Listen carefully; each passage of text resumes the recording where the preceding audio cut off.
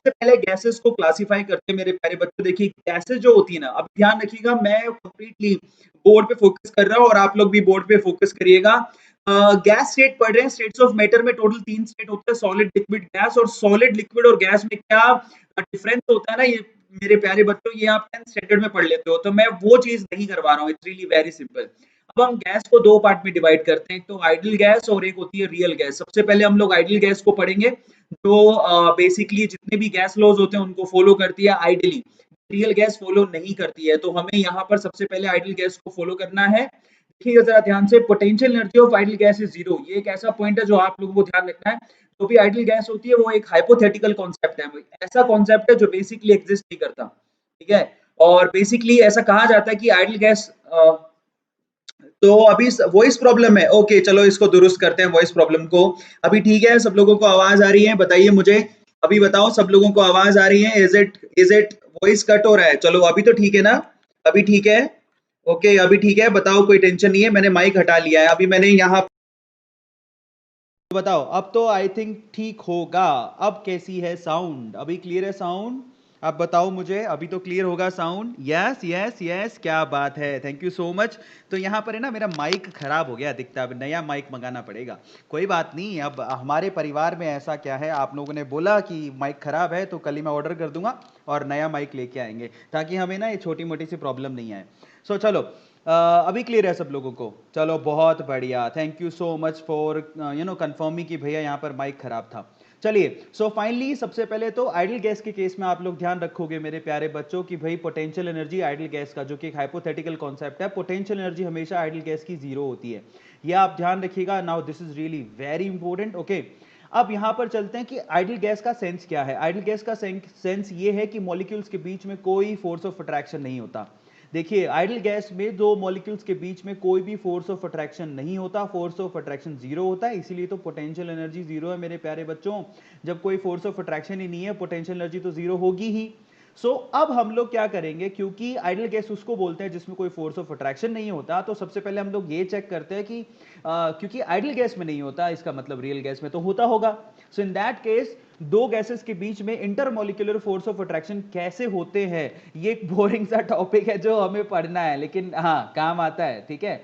चलिए, यहां पर दो तरह के इंटरेक्शन होते हैं, एक तो पोलर इंटरेक्शन और एक होता है non polar interaction. Polar interaction तीन तरह के होते हैं। पहला होता है डाइपोल डाइपोल इंटरेक्शन, दूसरा होता है डाइपोल इंड्यूस्ड डाइपोल इंटरेक्शन, तीसरा होता है आयन डाइपोल इंटरेक्शन। और नॉन पोलर इंटरेक्शन में हमारे पास एक है डिस्पर्जन फोर्सेस। इसके अलावा हमें हाइड्रोजन बॉन्डिंग भी पढ़नी है। हाइड्रोजन बॉन्ड्स बेसिकली, ठीक है, वो भी इसका पार्ट होगा। यहां पर ध्यान रखिएगा, solid liquid and gas exist due to the, अगर यहां पर सॉलिड लिक्विड और गैस तीन फेज एग्जिस्ट करती है, वो किस वजह से करती है? इंटरमोलिकुलर फोर्स ऑफ अट्रैक्शन की वजह से। सबको पता है कि सॉलिड के अंदर intermolecular force of attraction highest होता है, ठीक है। बट अगर हम लोग लिक्विड की बात करें तो मीडियम होता है, लेकिन गैस के केस में फोर्स ऑफ अट्रैक्शन लो होता है, लेकिन होता तो है ना। ऐसा क्यों? क्योंकि लिक्विड, अगर आप किसी गैस में, गैस के मॉलिक्यूल्स में फोर्स ऑफ अट्रैक्शन ना हो तो उसको लिक्विफाई नहीं किया जा सकता। लेकिन आपको पता होना चाहिए कि ऑलमोस्ट सारी गैसेस लिक्विफाई हो सकती हैं, और अगर लिक्विफाई हो सकती हैं तो दो मॉलिक्यूल्स के बीच में फोर्स ऑफ अट्रैक्शन तो होगा ही। तो हमें यही फोर्स ऑफ अट्रैक्शन पढ़ना है, ठीक है। चलो फटाफट से शुरू करते हैं। सबसे पहले हम लोग पढ़ेंगे dipole dipole interaction. Now the first one is dipole dipole interaction. Dipole dipole interaction उन गैसेस में होता है जहां पर ऑलरेडी डाइपोल एक मॉलिक्यूल में एग्जिस्ट करता है, जैसे कि HF की बात कर लेते हैं। HF के केस में फ्लोरीन इज मोर इलेक्ट्रोनेगेटिव, जिस पे पार्शियल नेगेटिव साइन आएगा, और हाइड्रोजन पे पार्शियल पॉजिटिव। दो मॉलिक्यूल्स के बीच में पॉजिटिव और नेगेटिव, जो कि डाइपोल ऑलरेडी जनरेट हो रहे हैं, दो मॉलिक्यूल्स के बीच में, पॉजिटिव और नेगेटिव के बीच में, ठीक है, दो मॉलिक्यूल्स के बीच में पॉजिटिव और नेगेटिव के, लो ये लो, मैंने साउंड थोड़ा तेज कर दिया है, कोई बात नहीं यार। अब सुनो, अब सही है, अब सही है, अब बताओ मुझे। हाँ अभी सही है? Is it clear? Is it clear? Sound अभी सही है? एक बार चेक करो, अभी सही है ना? मैंने तेज कर दिया है साउंड, ठीक है। अभी बताओ, अभी बताओ सब सही है ना? ठीक है, चलो। तो ऐसा कुछ भी नहीं है, आप एक बार चेक करो ध्यान से, साउंड सही है? अभी सही है? अभी सही है? जब आप कंफर्म कर दोगे तो यस यस, अभी सही है, मुझे लग रहा है सही है ना। आप एक बार कंफर्म कर दो कि हाँ सही है सर, साउंड सही है, ठीक है सबको, आई थिंक हाँ। अभी तो सही होगा आई थिंक, नहीं सही है, अभी सही नहीं है। यस यस, सब तो लोग कह रहे हैं कि सही है। जिसका लैग हो रहा है प्लीज आप एक बार, नेटवर्क का इशू होगा, एक बार आप रिफ्रेश कर लो उसको। चलो तो फटाफट से अब बोर्ड पे ध्यान देना, ठीक है। डाइपोल डाइपोल इंटरेक्शन किसमें होता है? जिसमें दो मॉलिक्यूल, एक मॉलिक्यूल के अंदर ऑलरेडी डाइपोल जनरेटेड होते हैं। तो ध्यान से इसको चेक करो, डाइपोल जनरेटेड है, इसका मतलब यहां पर फ्लोरीन पे already negative, partial negative sign है due to electronegativity difference, and hydrogen पे पार्शियल पॉजिटिव है। तो यहां पर दो मॉलिक्यूल हमने ले लिए, इन दोनों मॉलिक्यूल के बीच में, नेगेटिव और पॉजिटिव के बीच में क्या होगा? फोर्स ऑफ अट्रैक्शन लगेगा। Now this is really very interesting and very important. Okay, so in that case मेरे प्यारे बच्चों, पर डाइपोल डाइपोल इंटरेक्शन इन्हीं को बोलते हैं, जहां पर ऑलरेडी डाइपोल होते हैं। The electrostatic force of attraction between the neighboring molecule having the permanent dipole movement, इन दोनों molecules के बीच में permanent dipole movements होता है। Now this is really very interesting. Hence opposite pole attract align themselves. इसी तरह से क्योंकि डाइपोल ऑलरेडी जनरेटेड है, तो यहां पर इस तरह से डाइपोल जनरेट होने की वजह से यहां पर क्या होता है? फोर्स ऑफ अट्रैक्शन हो जाता है। ठीक है, अब हम चलते हैं आगे। नेक्स्ट है हमारे पास कौन कौन से फैक्टर है जो कि डाइपोल डाइपोल इंटरेक्शन को अफेक्ट करते हैं, उसको हम लोग जरा चेक कर लेते हैं। देखिए यहां पर सबको पता होना चाहिए कि डाइपोल निकालने का फॉर्मूला क्या होता है। डाइपोल निकालने का फॉर्मूला होता है charge into distance between the charge. अगर ये पॉजिटिव चार्ज है और ये नेगेटिव चार्ज है, तो इन दोनों के बीच में जितना डिस्टेंस होगा उसको भी आपको साथ में कंसीडर करना होता है। अब ये बहुत ही इंटरेस्टिंग है, चार्ज तो होता ही है, क्वांटिटी तो लेनी है आपको, साथ ही साथ आपको क्या लेना है? क्वांटिटी के साथ साथ, ठीक है, क्वांटिटी के साथ साथ आप लोगों को यहां पे डिस्टेंस भी लेनी है। Now this is really very interesting. Okay, चलो तो मैं एक काम करता हूं, यहां पे काफी लोग कह रहे हैं कि जो वॉइस है वो थोड़ी कम आ रही है, ठीक है। सो अपन एक काम करते हैं, मैं माइक को हटा देता हूं, बट मैं आप लोगों से कहूंगा कि आप एक बार आप हेडफोन लगा के, आराम से हेडफोन लगा के सुनेंगे तो ज्यादा आवाज अच्छे तरीके से आएगी। वॉइस लो नहीं है मेरे प्यारे बच्चों, ठीक है, वॉइस लो नहीं है, ये स्लो नेट की वजह से हो सकता है। और आप एक बार सब तो हेडफोन लगा के सुनेंगे तो आसानी से आएगी, ठीक है। तो टेक्निकल टीम से भी चेक करवा लिया मैंने, वो सब सही बता रहे हैं। चलो, अब ध्यान दो, फाइनली डाइपोल मोमेंट जो निकालते हैं वो किस तरह से निकालते हैं? That is charge into distance between the charge. ये दो फैक्टर होते हैं जिसपे आपको डाइपोल मोमेंट निकाला जाता है, ठीक है। कौन कौन से फैक्टर हो गए? एक तो फोर्स ऑफ अट्रैक्शन, जितना ज्यादा दो चार्जेस के बीच में फोर्स ऑफ अट्रैक्शन होगा, जितना ज्यादा दो चार्जेस के बीच में फोर्स ऑफ अट्रैक्शन होगा, डाइपोल मोमेंट उतना ही ज्यादा होगा। ये बहुत ही इंटरेस्टिंग है, जो आप लोगों को ध्यान रखना है, ठीक है। नो फोर्स ऑफ अट्रैक्शन, अगर दो मॉलिक्यूल्स के बीच में फोर्स ऑफ अट्रैक्शन हो ही नहीं, इसका मतलब क्या हो गया? मॉलिक्यूल हैव नो चार्ज, इसका मतलब वो नॉन पोलर होगा। ये बहुत ही इंटरेस्टिंग है, जो आप लोगों को ध्यान रखना है। अगर दो चार्जेस के बीच में कोई फोर्स ऑफ अट्रैक्शन है ही नहीं, इसका मतलब यहां पर दो मॉलिक्यूल के बीच में अगर कोई फोर्स ऑफ अट्रैक्शन है ही नहीं, इसका मतलब क्या है? उनमें कोई चार्ज ही नहीं है, इसका मतलब वो नॉन पोलर है। ये सिंपल सी चीजें जो आप लोगों को ध्यान रखनी है। अब हम चलते हैं आगे, अगला क्या है जरा चेक करो। नेक्स्ट है हमारे पास डाइपोल इंड्यूस्ड डाइपोल। तो ये सिंपल सा टॉपिक है, 5 मिनट के लिए चलेगा, लेकिन ध्यान रखिएगा। डाइपोल इंड्यूस्ड डाइपोल का सेंस क्या है जरा चेक करो। यहां पर एक मॉलिक्यूल तो ऐसा है जिसके अंदर ऑलरेडी डाइपोल जनरेटेड है, डाइपोल जिसमें ऑलरेडी जनरेटेड है। जैसे कि हम लोग एग्जांपल ले लेते हैं, मान लो HF। लेकिन दूसरा मॉलिक्यूल ऐसा है जिसमें डाइपोल नहीं है। तो होता कुछ यूं है कि फ्लोरीन इज मोर इलेक्ट्रोनेगेटिव, तो उस पर पार्शियल नेगेटिव और इस पर पार्शियल पॉजिटिव आ जाता है। तो यहां पर दूसरा जो मॉलिक्यूल है वो तो हाइड्रोजन है। इन दैट केस यहां पर जो डाइपोल ऑलरेडी जनरेटेड है, वो सामने वाले के जो मॉलिक्यूल है उसमें डाइपोल को इंड्यूस कर देते हैं। नेगेटिव की वजह से यहां पर पार्शियल पॉजिटिव पैदा हो जाता है और यहां पर पार्शियल नेगेटिव पैदा हो जाता है। इसको हम लोग बोलते हैं डाइपोल इंड्यूस्ड डाइपोल। अब ऐसा होता कैसे है? बड़ा ही सिंपल है, आप जरा चेक करो भाई, जो दूसरा मॉलिक्यूल होगा उसके पास इलेक्ट्रॉन तो होंगे, ठीक है। फाइनली यहां पर क्या होगा? इलेक्ट्रॉन तो होंगे ही। इन दैट केस इसका पॉजिटिव क्या करेगा? इन इलेक्ट्रॉन्स को अपनी तरफ खींचेगा। समझ में आता है? इसका पॉजिटिव इन इलेक्ट्रॉन्स को अपनी तरफ खींचेगा, या फिर इसका नेगेटिव बेसिकली न्यूक्लियस को अपनी तरफ खींचेगा। इन दैट केस यहां पर भी क्या हो जाता है? डाइपोल इंड्यूस हो जाता है। Now this molecule which is charged, ठीक है, induce its polarity and produce interaction between the molecule. Now this is really very very interesting। जैसे कि नीचे अमोनिया और यहां पर C6H6 के बीच में होता है। Now this is really very interesting. Okay, ammonia एक पोलर मॉलिक्यूल है और C6H यानी कि बेंजीन एक नॉन पोलर मॉलिक्यूल है। सो यहां पर इन दोनों के बीच में जो फोर्स ऑफ अट्रैक्शन होता है वो होता है डाइपोल इंड्यूस्ड डाइपोल।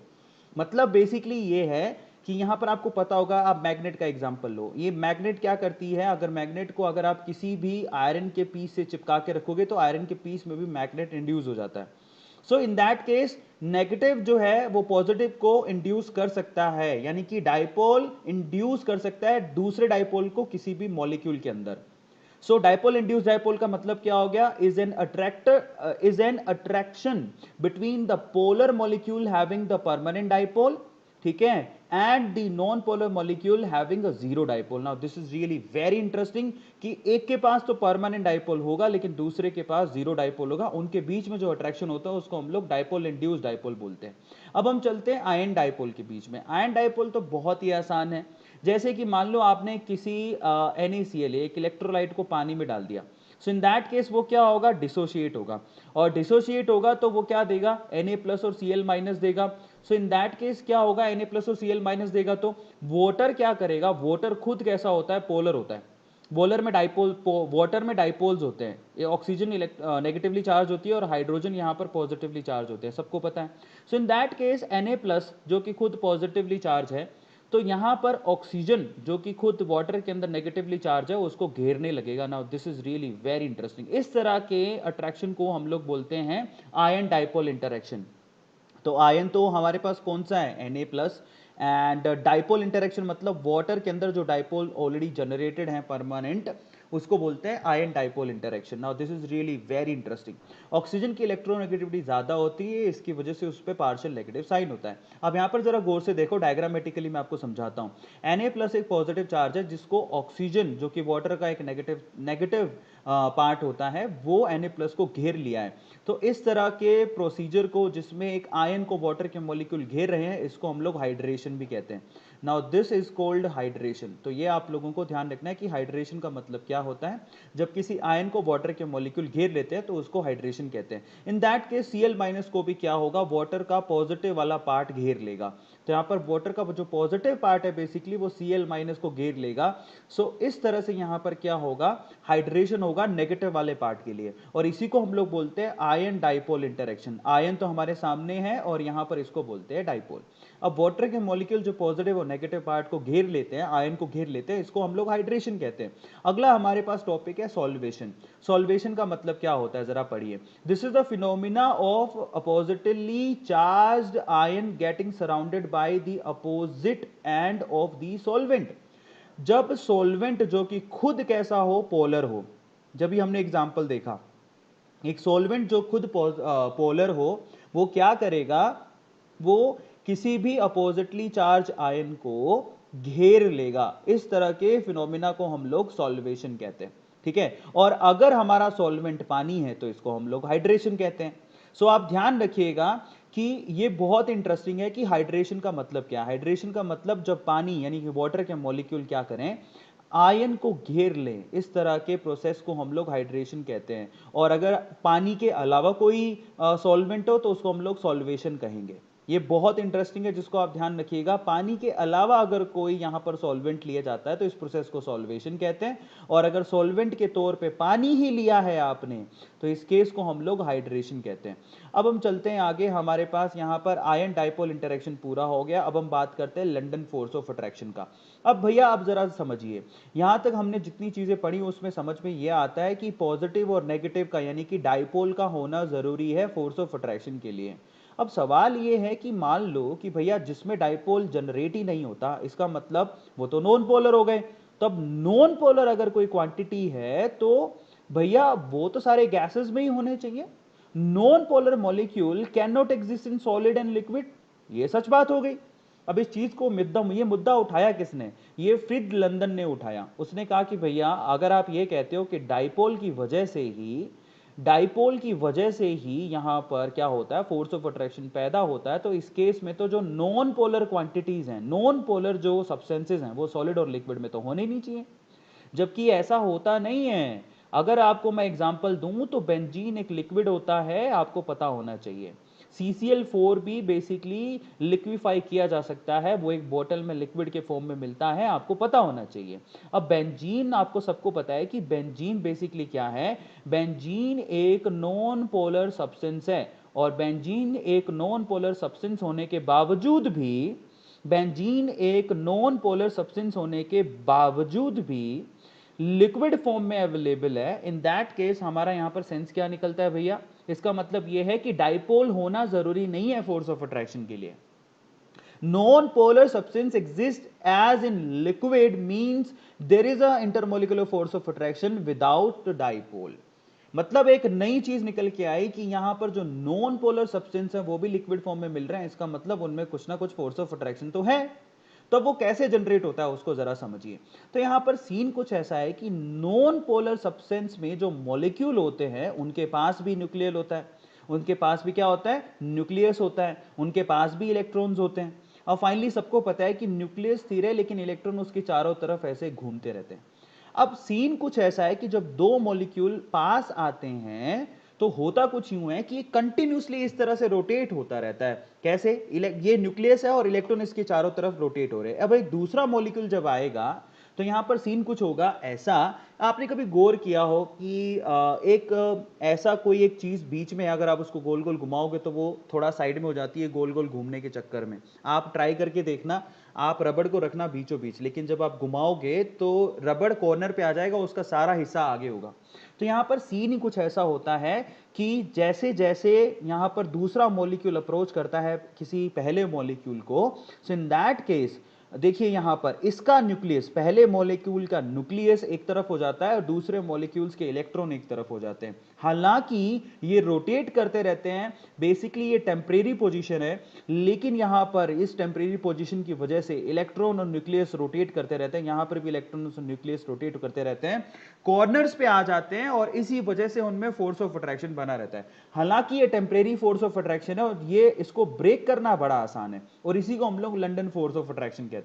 जरा समझिए इस चीज को भैया, सिंपल सी बात है, दो मॉलिक्यूल्स में न्यूक्लियस भी है और इलेक्ट्रॉन भी है, इस दूसरे वाले मॉलिक्यूल में न्यूक्लियस भी है इलेक्ट्रॉन भी है। सो इन दैट केस होगा कुछ यूं कि ये इलेक्ट्रॉन इसके न्यूक्लियस को अट्रैक्ट करेगा और ये न्यूक्लियस इसके इलेक्ट्रॉन को अट्रैक्ट करेगा। तो यहां पर इस तरह से उनके बीच में एक बहुत ही weak force of attraction generate हो जाता है due to their nucleus and electron. इस चीज को समझिए, इसी को बोलते हैं कि भैया यहां पर नॉन डाइपोल, नॉन पोलर जो सब्सटेंसेस होते हैं उनमें कैसे फोर्स ऑफ अट्रैक्शन होता है, तो वो उनके इलेक्ट्रॉन्स और न्यूक्लियस की वजह से होता है, जो कि बहुत ही वीक होता है लेकिन होना जरूरी है। अदरवाइज फोर्स ऑफ अट्रैक्शन होगा ही नहीं तो उसको लिक्विफाई कैसे करोगे। सो यहां पर इस तरह से क्या होता है, लंदन फोर्स ऑफ अट्रैक्शन पैदा होते हैं, इन्हीं को हम लोग लंदन फोर्स ऑफ अट्रैक्शन कहते हैं, इन्हीं को डिस्पर्जन फोर्सेस भी कहते हैं। ठीक है, अब यहां पर डिस्पर्जन फोर्स या लंदन फोर्स ऑफ अट्रैक्शन को बिल्कुल सिंपल वे से समझा जा सकता है कि we have one molecule, we have another molecule, और इनमें इलेक्ट्रॉन और न्यूक्लियस के बीच में जो फोर्स ऑफ अट्रैक्शन लग रहा है इसी को हम लोग लंदन या फिर डिस्पर्जन फोर्स ऑफ अट्रैक्शन कहते हैं। और ये बहुत ही टेम्परेरी होता है बिकॉज ये रोटेट करते रहते हैं। तो यहां पर ये ओवरऑल कहानी है डिस्पर्जन की। अब हम चलते हैं हाइड्रोजन बॉन्डिंग। पहली बात तो हाइड्रोजन बॉन्डिंग सिर्फ तीन ही ऐसे एटम बना सकते हैं जिसमें सबसे पहले आता है फ्लोरीन, फिर आता है ऑक्सीजन और फिर आता है नाइट्रोजन। ये आपको पता होना चाहिए कि फ्लोरीन एट द टॉप होता है इलेक्ट्रोनेगेटिविटी में, ऑक्सीजन सेकंड नंबर पर और नाइट्रोजन थर्ड नंबर पे।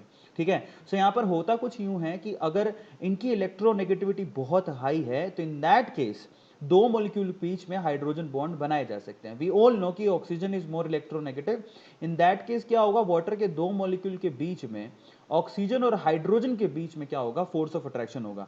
इस ऑक्सीजन पे पार्शियल नेगेटिव साइन होगा क्योंकि हम लोग जानते हैं कि इसकी इलेक्ट्रोनेगेटिविटी बहुत हाई होती है, और हाइड्रोजन पे पार्शियल पॉजिटिव होगा, और इस पॉजिटिव और नेगेटिव के बीच में एक फोर्स ऑफ अट्रैक्शन होगा। इसी फोर्स ऑफ अट्रैक्शन को हम लोग हाइड्रोजन बॉन्ड कहते हैं। Now this is really very interesting. Okay, अब ये भी ऑलरेडी डाइपोल हैं इसके अंदर, उसकी वजह से जनरेट होता है, लेकिन आप ध्यान रखिएगा कि यहां पर फ्लोरीन, ऑक्सीजन और नाइट्रोजन की वजह से क्या होते हैं, ओवरऑल हाइड्रोजन बॉन्ड पैदा होते हैं। फोन एक सिंपल सा आप सिंबल याद कर सकते हो, फोन, इसके अलावा कोई भी हाइड्रोजन बॉन्ड बनाते नहीं है। तो ये तीन एटम प्लस हाइड्रोजन होना चाहिए तब आपके पास कहीं हाइड्रोजन बॉन्ड बनेंगे। जैसे एग्जांपल के तौर पे HF को ले लेते हैं। HF के केस में ये रहा HF का पहला मॉलिक्यूल और ये रहा HF का दूसरा मॉलिक्यूल। फ्लोरीन की इलेक्ट्रोनेगेटिविटी ज्यादा है तो वो हाइड्रोजन के साथ एक हाइड्रोजन बॉन्ड बना लेगा, इसी को हम लोग हाइड्रोजन बॉन्ड कहते हैं। तो रेड कलर में जो डैश लाइन है वो हाइड्रोजन बॉन्ड ही है। अब हम चलते हैं आगे बच्चों, अब हम पढ़ेंगे अजम्पशंस। आइडल गैस के कौन कौन से अजम्पशंस हैं, क्योंकि आइडल गैस एक आइडल गैस है, हाइपोथेटिकल कॉन्सेप्ट है। तो केटीजी की सहारा लेंगे, केटीजी मतलब काइनेटिक थ्योरी ऑफ गैसेस, और हम लोग इनके अजम्पशंस को पढ़ेंगे। पहला अजम्पशन ये है, the intermolecular distance are very large, hence the intermolecular forces are negligible.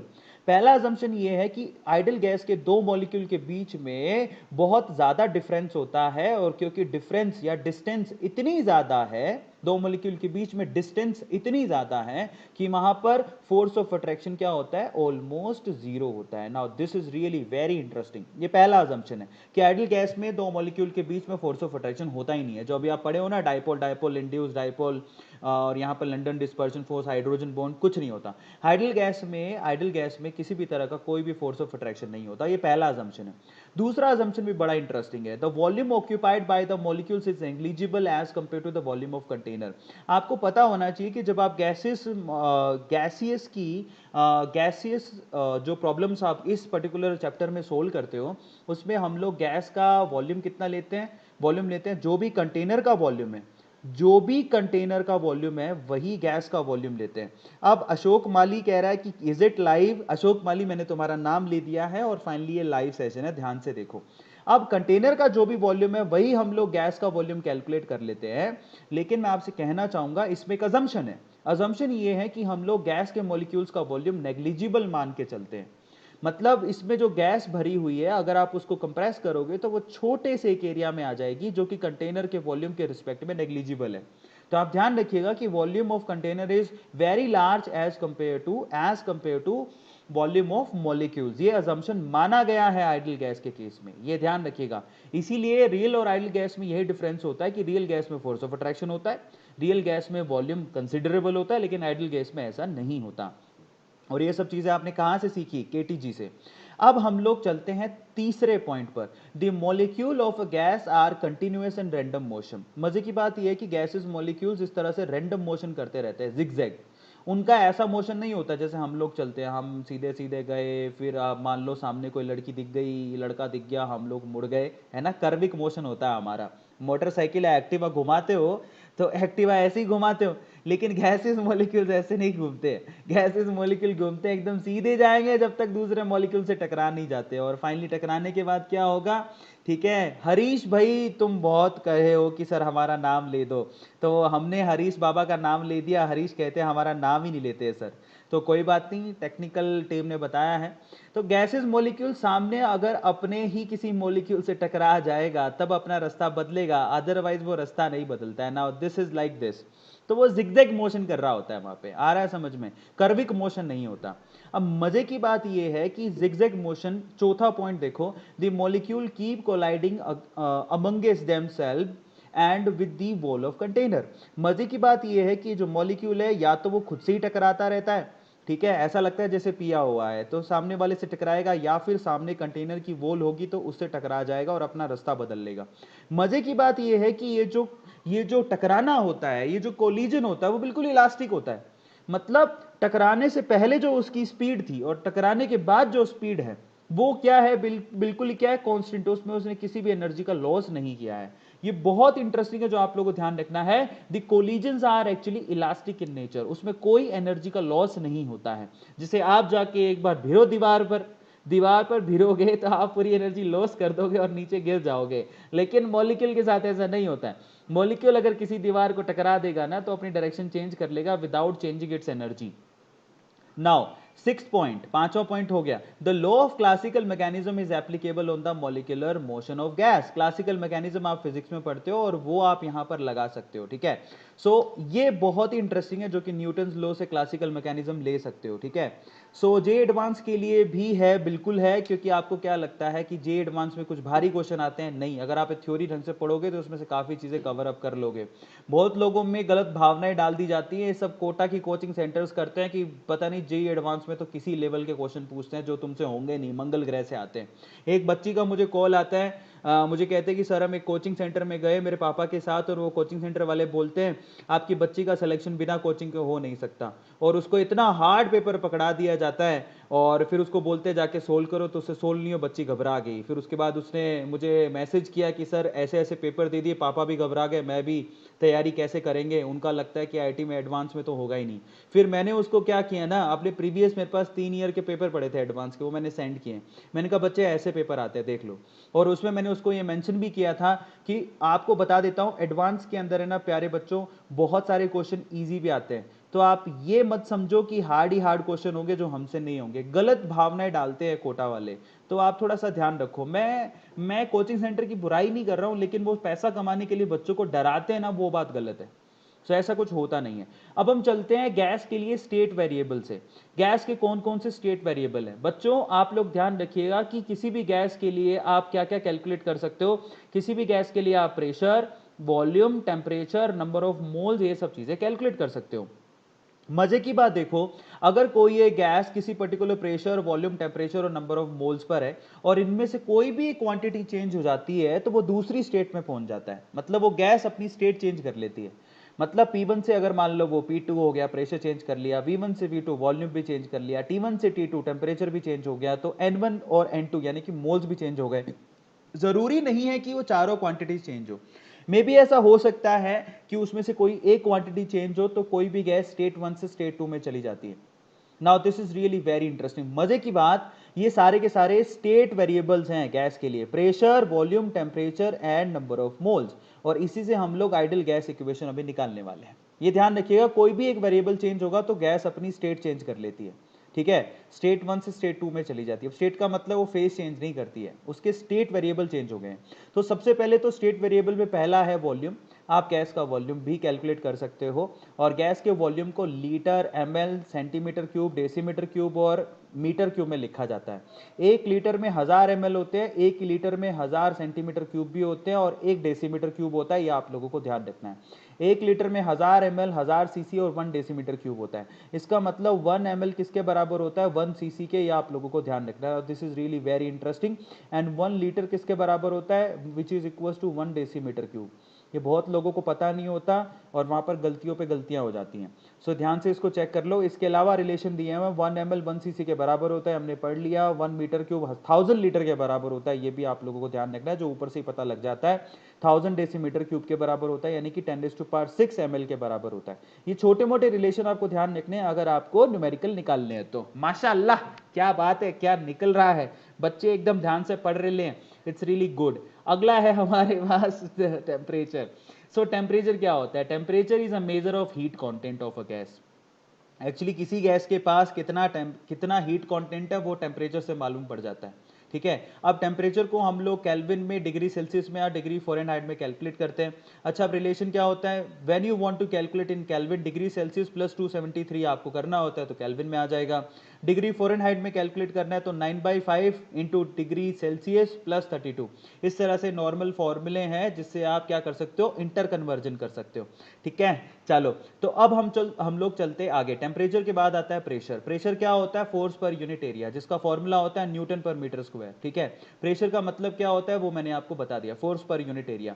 अब हम लोग केमिस्ट्री में प्रेशर को किस में कैलकुलेट करते हैं, जो पेट में प्रेशर आता है ना, है ना, फोर्टी वाला, वो वाली की बात नहीं कर रहा हूँ। फाइनली प्रेशर मतलब फोर्स पर यूनिट एरिया। ऐसे देखोगे कि तुम्हारा पेट का एरिया कितना है, उसमें कितना फोर्स लग रहा है, दैट इज कॉल्ड प्रेशर। बिल्कुल सही बात है।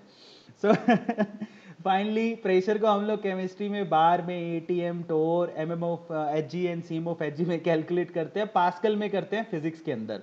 तो 1 बार में 10⁵ पास्कल होते हैं, 1 ATM 1.013 इंटू 10⁵ पास्कल के इक्वल होता है। याद करने का तरीका देखो, 1 ATM। अब इसको याद कैसे करोगे, देखो 1 तो 1 ही है, ए कैसे दिखेगा, देखो पॉइंट लगाओ, ए 0 के जैसा दिखता है, टी लगाओ तो टी 1 के जैसा दिखता है, एम लगाओ और एम थोड़ा सा आप टिल्ट कर दोगे तो 3 के जैसा दिखेगा। तो 1.013 इंटू 10⁵ पास्कल, ये आपको पता होना चाहिए, ठीक है। सो और इसके अलावा जो 1 ATM होता है बेसिकली वो 760 mm ऑफ एचजी या 760 टोर के बराबर होता है, कैलकुलेशन में काम देगा, ये आप लोगों को ध्यान रखना है, ठीक है। अब हम चलते हैं आगे। नेक्स्ट है हमारे पास गैस लॉज। तो हमारे भैया यहाँ जो गैस लॉज है बहुत ही इंटरेस्टिंग है। पहला होता है बोयल्स लॉ, जिसमें टेम्परेचर और नंबर ऑफ मोल्स कांस्टेंट होते हैं। यहाँ पर pressure is directly proportional to 1/v, या फिर pressure is inversely proportional to v। इसको बोयल्स लॉ कहते हैं। ये बहुत इंटरेस्टिंग है, एक एक करके पढ़ लेंगे। चार्ल्स लॉ हमारे पास वो होता है जिसमें pressure and number of moles constant रहते हैं, जिसमें वॉल्यूम टेम्परेचर के डायरेक्टली प्रोपोर्शनल होता है। गे-लुसाक लॉ, ये ऐसा लॉ है जिसमें वॉल्यूम और नंबर ऑफ मोल्स कांस्टेंट रहते हैं, जिसमें pressure is directly proportional to temperature होता है। एवोगैड्रोस लॉ में प्रेशर और टेम्परेचर कांस्टेंट रहता है। In that case volume is, ठीक है, volume is directly proportional to number of moles. ये आप लोगों को ध्यान रखना है। चलो एक एक लॉ को पढ़ लेते हैं फटाफट से। सबसे पहले Boyle's law.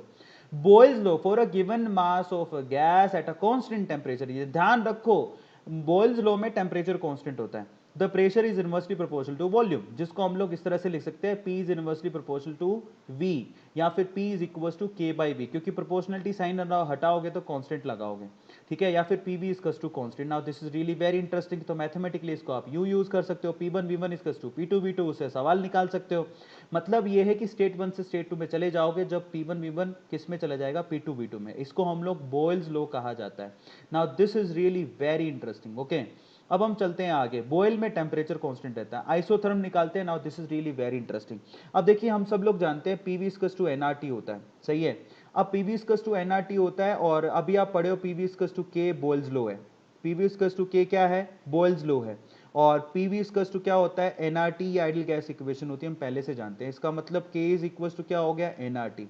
In that case K is directly proportional to temperature. अगर आपने टेम्परेचर बढ़ाया तो के की वैल्यू बढ़ेगी। बट उससे पहले आप के जान लो कि के क्या होता है। के है slope of the line. Slope of line क्यों बोलेंगे, जरा चेक करो, स्लोप ऑफ लाइन क्यों बोला भैया। यहां पर जो आपके पास बॉयल्स लॉ है ना, P equals to K/V, actually यहां पर इसका comparison Y equals to mx से कर लो। सो y की जगह प्रेशर आएगा, x की जगह 1/v आएगा, और m की जगह k आएगा। m मने k, m is equals to k which is a slope of line. Now this is really very interesting, इस पर से क्वेश्चन आते हैं। सो यहां पर जब भी प्रेशर और 1/v के बीच में ग्राफ प्लॉट करोगे which is a straight line, in that case जो भी स्लोप है लाइन का, ये मान लेता हूं एंगल थीटा है, तो स्लोप ऑफ द लाइन किसके बराबर होता है, टेन थीटा के, विच इज इक्वल टू के। तो यहां पर जो स्लोप ऑफ द लाइन है वो टेम्परेचर के डायरेक्टली प्रोपोर्शनल है। अगर आपने टेम्परेचर बढ़ाया, T1 से T2 करा, T2 से T3 करा, टेम्परेचर बढ़ाया, तो स्लोप ऑफ द लाइन भी बढ़ेगा। जरा चेक करो, एंगल बढ़ रहा है। समझ में आ गया? तो ये आपको ध्यान रखना है। सो अगर आपको कोई तीन ग्राफ दे दे और बोले कि बताओ यहां पर T1 T2 T3 में क्या रिलेशन है, तो क्योंकि स्लोप बढ़ रहा है इसका मतलब टेम्परेचर भी बढ़ेगा। ये उल्टा भी समझ सकते हो। तो यहां पर K is directly proportional to temperature, और K का मतलब होता है स्लोप ऑफ लाइन। ये आप लोगों को ध्यान रखना है, स्लोप ऑफ लाइन। और इस पर से सवाल काफी ज्यादा पूछे जाते हैं। ये ग्राफ देके पूछ लेगा कि टेम्परेचर में रिलेशन बताओ। सो इन दैट केस आपको ध्यान रखना है कि आप रिलेशन इस तरह से निकालोगे, P विस्कस टू एनआरटी और P विस्कस टू K। ये आपको आगे भी काम देगा। अब हम एक और ग्राफिकल रिप्रेजेंटेशन देख लेते हैं। हमने P वर्सेस 1/v ग्राफ देख लिया, जो कि आता है एक स्ट्रेट लाइन, ठीक है, जो कि ओरिजिन से जाएगी। सो P वर्सेस 1/v ग्राफ तो हो गया। बट अगर मैं कहूं कि P वर्सेस v ग्राफ बनाओ, so in that case P versus v graph एक हाइपरबोला बोलेगा, रेक्टेंगल हाइपरबोला बनेगा, क्योंकि हम जानते हैं कि प्रेशर अगर बढ़ा तो वॉल्यूम घटेगा। तो इस तरह का ग्राफ आना चाहिए, और ये इसको रेक्टेंगल हाइपरबोला ग्राफ बोलते हैं। Now this is really very interesting, ठीक है। ऑब्वियसली प्रेशर बढ़ाओगे तो वॉल्यूम घटेगा। अगर प्रेशर की वैल्यू जीरो हो गई तो वॉल्यूम इनफाइनाइट, हाइपोथेटिकली वॉल्यूम की वैल्यू जीरो होगी, जो कि हाइपोथेटिकल कॉन्सेप्ट है, होता नहीं है, बट फिर भी उस केस में प्रेशर इनफाइनाइट हो जाएगा। So in that case rectangle hyperbola का ग्राफ बनेगा। इस पर से सवाल आते हैं, इनफैक्ट ये एडवांस का क्वेश्चन है। चार्ल्स लॉ पर चलते हैं। For a given mass at given pressure, अब देखिए यहां पर फॉर अ गिवन मास, इसका मतलब n की वैल्यू कांस्टेंट है। एट गिवन प्रेशर मतलब प्रेशर की वैल्यू भी कांस्टेंट हो गई। In that case volume is directly proportional to temperature. इसका मतलब आप यहां पर लगाओ v is directly proportional to t, या फिर इसको लिख सकते हो v इक्वल्स टू kt। सही है। अब आप इसका comparison pv equals to nrt से करो। pv इक्वल्स टू nrt से अगर आप कंपैरिजन करोगे, so v equals to nr/p into T. So in that case ये रहा आपके पास इक्वेशन नंबर 1, ये रहा आपके पास इक्वेशन नंबर 2। तो आप बताओ k किसके बराबर हो गया। So k is equals to nr/p, yes और नो, कमेंट सेक्शन में लिख के बताओ। nr/p, क्लियर होता है सब लोगों को? सो यहां पर K is inversely proportional to pressure in the case of Charles law. CL का मतलब चार्ल्स लॉ। चार्ल्स लॉ के केस में जो स्लोप ऑफ लाइन है, K क्या है? अगेन क्लिक K, यहां पर स्लोप ऑफ लाइन है मेरे प्यारे बच्चों। यहां पर K की वैल्यू जो है प्रेशर के इनवर्सली प्रोपोर्शनल होगी। Now this is really very interesting. In that case अगर आपने प्रेशर बढ़ाया तो K का वैल्यू घटेगा, इसका मतलब स्लोप घटेगा, इसका मतलब थीटा का वैल्यू भी घटेगा। Now this is really very interesting, graph में काम आएगा। अब v is directly proportional to t है, v इक्वल टू kt है, in that case v by t is equal to k हो जाएगा। तो यहां पर आप इस लॉ को कैसे लगा सकते हो? v1 upon t1 which is equal to v2 upon t2, mathematically you लगा सकते हो। अब मैंने आपसे कहा था कि ग्राफिकल रिप्रेजेंटेशन देख लेते हैं। v इक्वल टू kt का ग्राफ कैसे बनेगा? That is between volume and temperature. अब इनको हम लोग आइसोबार कहते हैं। आइसोबार इन ग्राफ को क्यों बोलते हैं? क्योंकि यहां पर प्रेशर कांस्टेंट है। Whenever pressure is constant in these graphs are called isobar. जब टेम्परेचर कांस्टेंट होता है उसको क्या बोलते हैं? आइसोथर्म। ये आप लोगों को ध्यान रखना है, जो कि आपने थर्मोडायनेमिक में भी पढ़ा है। सो इन दैट केस जरा चेक करो, अगर मैंने 3 ग्राफ प्लॉट कर दिए जैसे कि यहां पर कर रखे हैं, ये ग्राफ नंबर 1 जो P1 प्रेशर पर है, ग्राफ नंबर 2 जो कि P2 प्रेशर पर है, ग्राफ नंबर 3 जो कि P3 प्रेशर पर मैंने प्लॉट किया है। अगर आपसे कोई पूछे कि P1 P2 P3 में रिलेशन बताओ तो जरा चेक करो। सबसे कम स्लोप P1 का है, फिर उसके बाद सबसे सेकंड नंबर का स्लोप P2 का है, और थर्ड नंबर पे P3 का स्लोप है जो सबसे ज्यादा है। जिसका स्लोप ज्यादा उसकी प्रेशर की वैल्यू कम होगी। क्यों? क्योंकि हम अभी पढ़ के आए हैं K is inversely proportional to P। So in that case slope की वैल्यू ज्यादा मतलब प्रेशर की वैल्यू कम होगी। सो इसीलिए आपकी P3 की वैल्यू सबसे कम है, फिर P2 की वैल्यू आएगी, फिर P1 की वैल्यू आएगी। ये बहुत इंटरेस्टिंग है जो आपको मैंने अभी समझा दिया। अब हम चलते हैं आगे, चार्ल्स लॉ का एक और ग्राफ बना लेते हैं, क्योंकि हम जान चुके हैं। जरा चेक करो, when pressure is a constant across the line and the curve is called isobar, जो कि हम पहले कह चुके हैं कि प्रेशर जब कांस्टेंट होता है तो इन कर्व को आइसोबार कहते हैं। अगर मैंने यहाँ P equal to K into T को मैंने किस में ले लिया? टेम्परेचर को केल्विन में ले लिया, तो T प्लस 273 लिखूंगा। सो इन दैट केस अगर आप ध्यान से देखोगे V इज इक्वल टू क्या बनेगा? K इंटू टी, के को अंदर मल्टीप्लाई कर देता हूं, प्लस साथ में क्या बनेगा? K into 273। अब इसका कंपैरिजन इससे करो, किससे? Y is equal to M x plus c. तो यहां पर C यानी कि ये है लाइन जहां से शुरू होगी, ये C की वैल्यू किसके बराबर होगी? K प्लस 273 के। Now this is really very interesting. ठीक है, ये लाइन K प्लस 273 से शुरू होगी, y एक्सिस पर इस पर काटेगी, और y एक्सिस पर आपको वॉल्यूम लेना और x एक्सिस पर आपको टेम्परेचर लेना, और ये लाइन अब ओरिजिन से नहीं जाएगी, ये K प्लस 273 से शुरू होगी। और अगर आप पीछे की तरफ जाओगे तो ये लाइन कहाँ टेम्परेचर, जिस टेम्परेचर पर काटेगी वो होता है एब्सोल्यूट जीरो टेम्परेचर। इसी को बोलते हैं एब्सोल्यूट जीरो टेम्परेचर, जिसको जीरो केल्विन भी कहा जाता है। ये चीज आप लोगों को ध्यान रखनी है। एब्सोल्यूट जीरो का मतलब क्या होता है? -273। एब्सोल्यूट जीरो का मतलब वो टेम्परेचर है जहां पर वॉल्यूम की वैल्यू जीरो है। आप चेक करो, इस लाइन को पीछे की तरफ अगर मैं लेके जाऊं, मैं इस लाइन को पीछे की तरफ लेके जा रहा हूं, तो ये एक्स एक्सिस को यानी कि टेम्परेचर वाले एक्सिस को इस पॉइंट पे काट रही है। यहां पर वॉल्यूम की वैल्यू तो जीरो है। अब जहां पर वॉल्यूम जीरो हो जाए किसी गैस का, उसको हम लोग बोलते हैं एब्सोल्यूट जीरो टेम्परेचर। अगर कोई पूछे कि एब्सोल्यूट जीरो क्या होता है, -273 को हम लोग एब्सोल्यूट जीरो टेम्परेचर बोलते हैं। अब हम चलते हैं आगे मेरे प्यारे बच्चों। जब तक मेरी सांस में सांस है मैं आपको पढ़ा के रहूंगा। आप में हिम्मत है तो बैठे रहो, ठीक है? और बहुत सारे लोग देख रहा हूं मैं, बड़ी हिम्मत रख के बैठे रहते हैं, बस उसी को तो एटीट्यूड बोलते हैं। और इनके जो भी मैं पढ़ा रहा हूं उनके पीडीएफ के नोट्स अवेलेबल है, डिस्क्रिप्शन बॉक्स में डाउनलोड कर लेना, लेकिन पढ़ भी लो। अब हम चलते हैं गे लुसाक लॉ की तरफ। गे लुसाक लॉ क्या कहता है? For a given mass of gas at a constant volume, Gay Lussac law constant volume पे काम करता है। The pressure of the gas is directly proportional to the absolute temperature. Now this is really very interesting. यहां पर pressure is directly proportional to temperature है, तो अगर आप यहां पर क्या करोगे, प्रोपोर्शनलिटी साइन हटाओगे तो P इक्वल टू क्या लिखोगे? K into T. अब इसका comparison Y equal to M X से कर सकते हो, तो Y एक्सिस पे प्रेशर लगाओगे और X एक्सिस पे टेम्परेचर लगाओगे। सारे बोलो जय माता दी। हमारे ना एक टीचर क्या करते थे ना, रेगुलर जब पढ़ाते थे, आपको पता है मैं जहाँ पे आज से 10 साल पहले जब मैंने ड्रॉप मारा था, तो वहां पे क्या होता था ना, कई बार लंबी लंबी क्लासेस होती, 7-8 घंटे की क्लास होती थी, तो उस बीच में ना बच्चे सो जाते थे। तो जब बच्चे सो जाते थे तो ना हमारा टीचर था एक बड़ा अच्छा, वो पढ़ाता था, मैथ्स पढ़ाते थे हमारे सर। तो बीच में ना जैसे ही ना कुछ बच्चे सोने लगते थे, कुछ करे, तो जोर से बोलता था माइक पे, क्योंकि वो 700-800 बच्चों की क्लास होती थी। सो जोर से माइक पे बोलता था, सारे बोलो जय माता दी। और पता है कंपल्शन था, बोलना जरूरी होता था। वहां पे उन्होंने लीड के लिए लोगों को खड़ा कर रखा होता था, जो सो रहे होते थे उनको थप्पड़ पड़ते थे पीछे से। बड़ा मजा आता था। अब यहाँ पर क्या है ना, हम कुछ कर तो सकते नहीं, लेकिन मैं आपसे ये बात बोलता हूँ, देखो लेक्चर लंबा है, आपको पूरा का पूरा साथ देना है मेरा, मजा तभी आएगा, ठीक है। तो बीच बीच में जब भी मैं बोलूं सारे बोलो जय माता दी, तो इन दैट केस आपको क्या करना ना, चैट सेक्शन में सोते हुए नहीं, आके खोल के, चाइनीज आके खोल के ना जय माता दी कमेंट सेक्शन में लिख देना, ठीक है। चलो तो फाइनली जरा चेक करो। सो इन दैट केस हमारे पास यहां पर रिलेशन आ गया P इज इक्वल टू के इंटू टी। अब इसका कंपैरिजन आप किससे करोगे, PV इज टू एनआरटी से करो। So PV is to NRT से करोगे तो P is equal to N R by V into T हो गया, जिसका मतलब K किसके बराबर हो गया, एन आर बाई वी के। सो इन दैट केस जो K है ना, वो इनवर्सली प्रोपोर्शनल टू वॉल्यूम हो गया। यानी कि गे-लुसाक लॉ में जो K, यानी कि K को हम बोलेंगे स्लोप ऑफ लाइन, K हमारे पास स्लोप ऑफ लाइन है।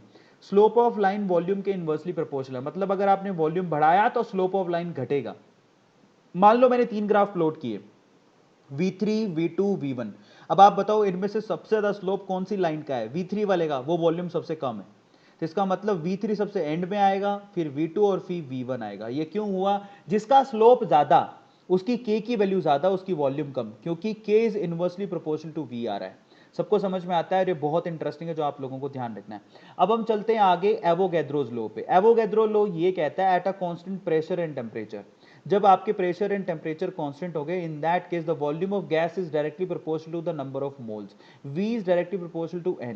जैसे जैसे नंबर ऑफ मोल्स बढ़ेंगे वॉल्यूम भी बढ़ना चाहिए, सीधी सी बात है, खुद ही देखो भीड़ भड़क्का बढ़ेगा तो वॉल्यूम बढ़ेगा ही ना, अगर आपको प्रेशर और टेम्परेचर को कांस्टेंट रखना है तो। So in that case V is directly proportional to N है, तो V इज इक्वल टू क्या लिखोगे, K इंटू N। तो इस तरह से आप इस लॉ को कर सकते हो कंसीडर। अब हम लोगों को सबको पता है एक बात, क्या पता है कि भैया एक मोल गैस का 1 एटीएम प्रेशर पे और 273 केल्विन टेम्परेचर पे, ठीक है, वॉल्यूम कितना होता है 22.4 लीटर, इसी को बोलते हैं वीएम। इसको मोलर वॉल्यूम कहा जाता है। कोई पूछे कि मोलर वॉल्यूम क्या होता है, मोलर वॉल्यूम होता है 22.4 लीटर, लेकिन उसके लिए टेम्परेचर और प्रेशर क्या होता है, प्रेशर 1 एटीएम, टेम्परेचर होता है 273, और वो एक ही मोल के लिए डिफाइन होता है। Now this is really very important. STP क्या होता है, स्टैंडर्ड टेम्परेचर एंड प्रेशर, जो कि हम लोग मोल कॉन्सेप्ट में पढ़ चुके हैं। STP standard temperature and pressure, temperature होता है 273 और प्रेशर होता है 1 एटीएम, इसी को हम लोग एसटीपी बोलते हैं, इसको हम लोग एनटीपी भी कहते हैं, ठीक है। यहां पर अब हम चलते हैं आगे। फाइनली आप क्या कर सकते हो, सभी के सभी लो जो है यहां पर इस तरह प्री डिफाइन कर देता हूं। बोयल्स लॉ में pressure is inversely proportional to volume, Charles law में pressure is directly proportional to temperature, Gay Lussac law में pressure is directly proportional to temperature, और एवोगैड्रो लॉ में volume is directly proportional to number of moles. Finally अगर ये सारे moles combine, ये सारे rules combine कर दो तो हमारे पास PV इक्वल्स टू nRT आ जाएगा, और PV इक्वल्स टू nRT को ही हम लोग आइडियल गैस इक्वेशन कहते हैं। सबको समझ में आ गया, कंबाइन करके देख लो। अब ये डिटेल में वैसे मैं पढ़ा चुका हूं बहुत बार। So finally PV equals to nRT को हम लोग आइडियल गैस इक्वेशन कहते हैं। यहां पर R जो आया है बेसिकली उसको हम लोग यूनिवर्सल गैस कांस्टेंट कहते हैं, जिसकी वैल्यू 8.314 जूल पर मोल केल्विन होती है, या फिर आप इसको एटीएम लीटर में भी निकाल सकते हो, और वो वैल्यू होती है 0.0821 एटीएम लीटर पर मोल पर केल्विन। सो 0.0821 एटीएम लीटर पर मोल पर केल्विन भी वैल्यू होती है, या फिर 1.98 कैलोरी पर मोल पर केल्विन भी वैल्यू होती है, जिसको अप्रोक्सीमेटली 2 ले लेते हैं। ये वैल्यूज मैंने काफी बार निकाल के दिखाई हैं, बट अगर मान लो कि अगर आपको ये वैल्यू नहीं याद है तो आपको क्वेश्चन में गिवन होती है, तो घबराना नहीं है, आर की वैल्यू गिवन होती है, ठीक है। एक केल्विन के अंदर कितना होता है, 4.2 जूल अप्रोक्सीमेटली होता है। अब हम चलते हैं आगे, नेक्स्ट क्या है हमारे पास। तो finally PV equals to nRT हमारे पास आइडियल गैस इक्वेशन है। इन दैट केस आप क्या कर सकते हो, जो आप अगर नंबर ऑफ मोल्स को कांस्टेंट मान लो, कोई गिवन गैस है तो इसका मतलब नंबर ऑफ मोल्स कांस्टेंट हो गए। इन दैट केस आप PV बाई टी किसके बराबर हो जाएगा, कांस्टेंट। इसका मतलब P1 V1 upon T1 is equal to P2 V2 upon T2, इसको हम लोग स्टेट इक्वेशन कहते हैं। और आपके जो ऑलमोस्ट गैसेस जो आपके पास ये जो चैप्टर है बेसिकली उसके 90% तक प्रॉब्लम इसी स्टेट इक्वेशन से सोल्व हो जाते हैं, क्योंकि गैस गिवन होती है, गैस के मोल चेंज होंगे नहीं। In that case P1 V1 upon T1 which is equal to P2 V2 upon T2 से आपके जितने भी न्यूमेरिकल है वो सोल्व हो जाते हैं। तो आप इसको यूज करोगे तो हो जाएगा, ठीक है। Again at the same time अगर यहाँ पर आप पीवी स्क्वायर टू एनआरटी से बाकी लो भी अगर आप स्टेब्लिश करना चाहते हो तो वो भी हो जाएगा। सो ये यहाँ पर एवोगैड्रो लो को स्टेब्लिश करके बताया और कुछ नहीं है, वो आपको पहले ही बता दिया। अब हम चलते हैं आगे, मिक्सिंग लोज को पढ़ लेते हैं थोड़ा सा। मिक्सिंग लो का मतलब समझिए कि दो कंटेनर लिए हमने, container number 1 and container number 2, उनको हमने ना एक पाइप से जोड़ रखा है, बीच में ना स्टॉप कॉक लगा रखा है। मान लो हमने स्टॉप कॉक को रिमूव कर दिया, इन दैट केस दोनों गैस क्या हो जाएंगी, मिक्स हो जाएंगी। ठीक है, तो गैसेस का मिक्सचर के ऊपर क्वेश्चन काफी पूछा जाता है। सबसे पहले तो इसमें कुछ रूल्स होते हैं जो आपको ध्यान रखना है। पहला तो जो कनेक्टिंग पाइप होती है उसका वॉल्यूम नेग्लिजिबल माना जाता है, तो आपको ना ये कनेक्टिंग पाइप पे ज्यादा गौर करना नहीं है। दूसरा, व्हेन वॉल इज ओपन, जब आपने वॉल को ओपन किया, mixing of gases take place, तो यहां पर गैसेस का मिक्सिंग होना चालू हो जाता है, ये बड़ी कॉमन सी बात है। Final pressure will be same in both the containers, दोनों कंटेनर में जो फाइनल प्रेशर आएगा, फाइनल प्रेशर वो सेम होना चाहिए ऑब्वियसली, तभी तो गैस मिक्स होगी। गैस तब तक मिक्स होते रहती है जब तक आपका फाइनल प्रेशर दोनों कंटेनर में कांस्टेंट नहीं हो जाए।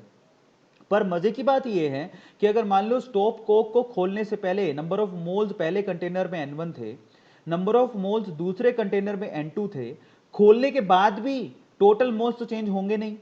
टोटल मोल्स तब भी कितने रहेंगे, N1 प्लस N2। पहले कितने थे, इसमें N1 और इसमें N2, खोलने के बाद यहां पर N1 प्लस N2, यानी कि मोल्स यहां पर चेंज नहीं होंगे। इन दैट केस ये जो मिक्सिंग हो रही है गैसेस की, ये न्यूमेरिकल उन पे लगाए जाते हैं जो कि नॉन रिएक्टिव गैसेस होती हैं। ये ध्यान रखिएगा, नॉन रिएक्टिव गैसेस पर मिक्सिंग का लो लगता है, ये सबको ध्यान रखना है। ठीक है, सो यहां पर नीचे लिखा भी हुआ है नॉन रिएक्टिंग गैसेस पर लगेगा, रिएक्ट ही करनी चाहिए, अगर रिएक्ट कर गई तो नंबर ऑफ मोल चेंज हो जाएंगे, तो इन पे ये लो लगाया जाता है। अब जैसे क्वेश्चन दिया आपके सामने, मान लो इसको सोल्व करना हो तो क्या करोगे। मान लो हमारे पास है ना V वॉल्यूम का एक कंटेनर है जिसके अंदर गैस का प्रेशर है P1, 2V कंटेनर है हमारे पास वॉल्यूम का और जिसके अंदर प्रेशर है P2, एक हमारे पास 3V कंटेनर है वॉल्यूम और उसका प्रेशर है P3। इन दैट केस अगर आपने स्टॉप को खोल दिए तो आपसे पूछ रहा है consider the temperature as a constant, temperature को कांस्टेंट माना गया है throughout the mixing process.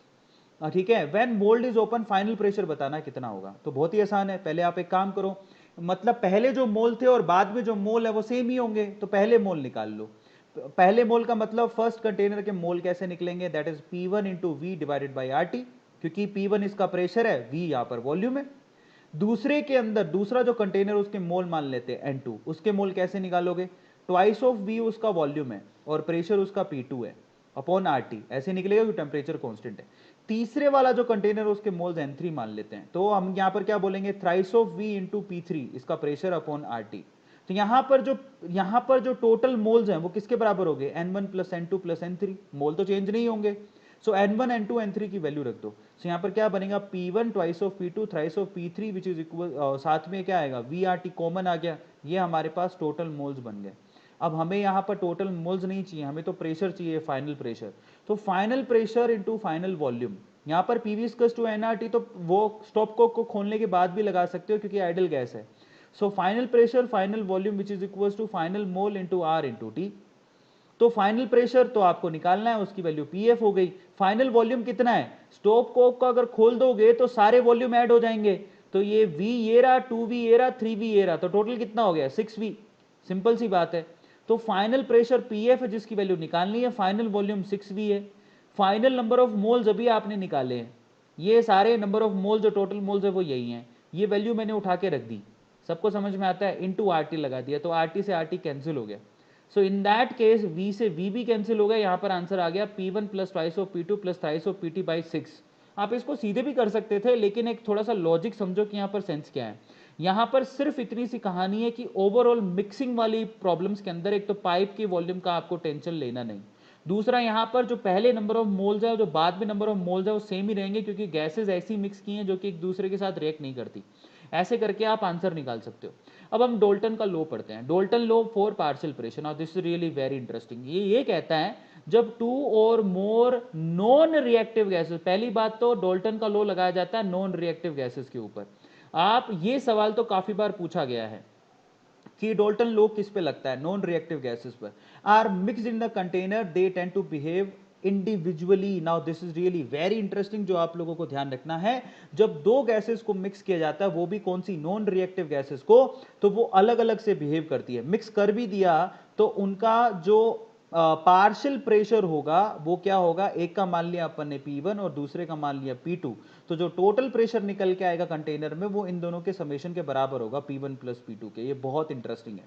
मजे की बात ये डोल्टन ये कहता है कि partial pressure of any gas is directly proportional to क्या होते हैं, number of moles present in it. जितने मोल प्रेजेंट होंगे गैस के उस मिक्सचर में उसका पार्शियल प्रेशर उतना ही होगा। इसी को हम लोग डोल्टन लॉ कहते हैं।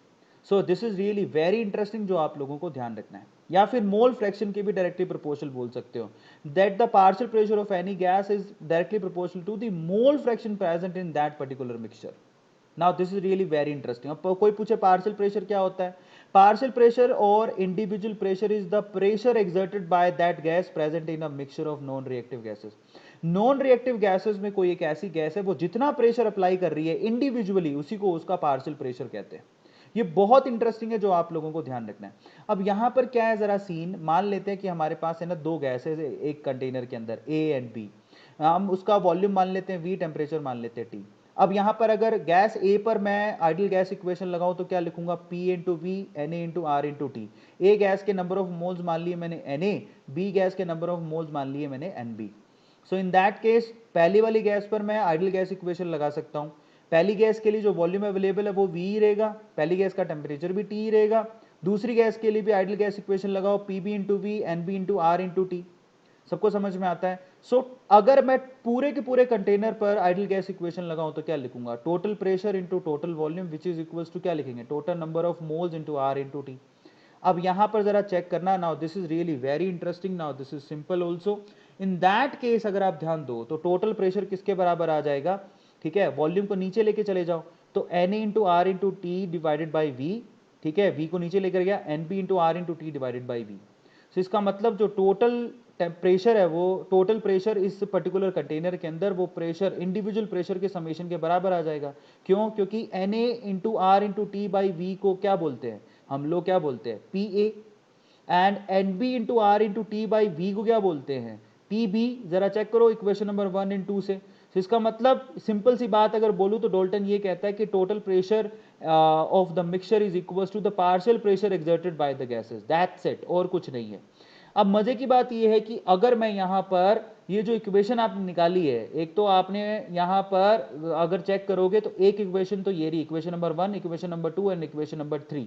इक्वेशन नंबर 1 में लिख देता हूं P A into V that is equal to n A into R into T. Equation number 2 है P B into V that is equal to n B into R into T. And equation number 3 है P T into V which is equal to n T into R into T. ये total pressure का हो गया, ये pressure partial pressure of B, partial pressure of A. और अगर मैं यहां पर ये जो इक्वेशन नंबर 1 है, इक्वेशन नंबर 2 है और ये हमारे पास इक्वेशन नंबर 3 है, इन्हीं को यूज करूं अगर तो डॉल्टन लॉ से पार्शियल प्रेशर की इक्वेशन आ जाएगी। इक्वेशन नंबर 1 को इक्वेशन नंबर 3 से डिवाइड करो, इन दैट केस आपको क्या मिलेगा, P A is equal to क्या मिलेगा, X A into P T. Now actual में ये है टोटल आपके पास Dalton law, partial pressure of gas A is equal to mole fraction of gas A into total pressure.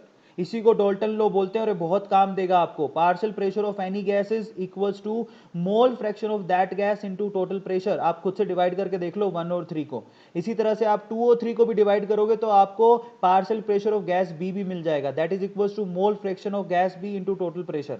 ये बहुत आसान है, ध्यान रखिएगा। Partial pressure of any gas is equals to mole fraction of that gas into total pressure. इसी को Dalton लो कहते हैं एक्चुअली, ये आपको ध्यान रखना है। मजे की बात देखो जरा गौर से, यहां पर मजे की बात यह है कि fraction of the partial pressure exerted, जरा चेक करना। अगर मैं यहां पर अगर आप ध्यान से देखो तो partial pressure of gas A divided by total pressure, ये किसके बराबर आ रहा है, ये मोल फ्रैक्शन के बराबर आ रहा है। और इसी तरह से partial pressure of gas B into total pressure ये किसके बराबर हो रहा है, एक्स बी के। एक्स और एक्स बी की वैल्यू रखो, आपको और इंटरेस्टिंग चीजें मिलेंगी, ठीक है। तो यहां पर ये बड़ी इंटरेस्टिंग चीजें जो आप लोगों को ध्यान रखनी है। तो यहां पर अगर मोल परसेंटेज निकालना चाहो तो वो भी बहुत आसान है। किसी भी गैस की मोल परसेंटेज कैसे निकलती है, moles of that gas into total moles into 100।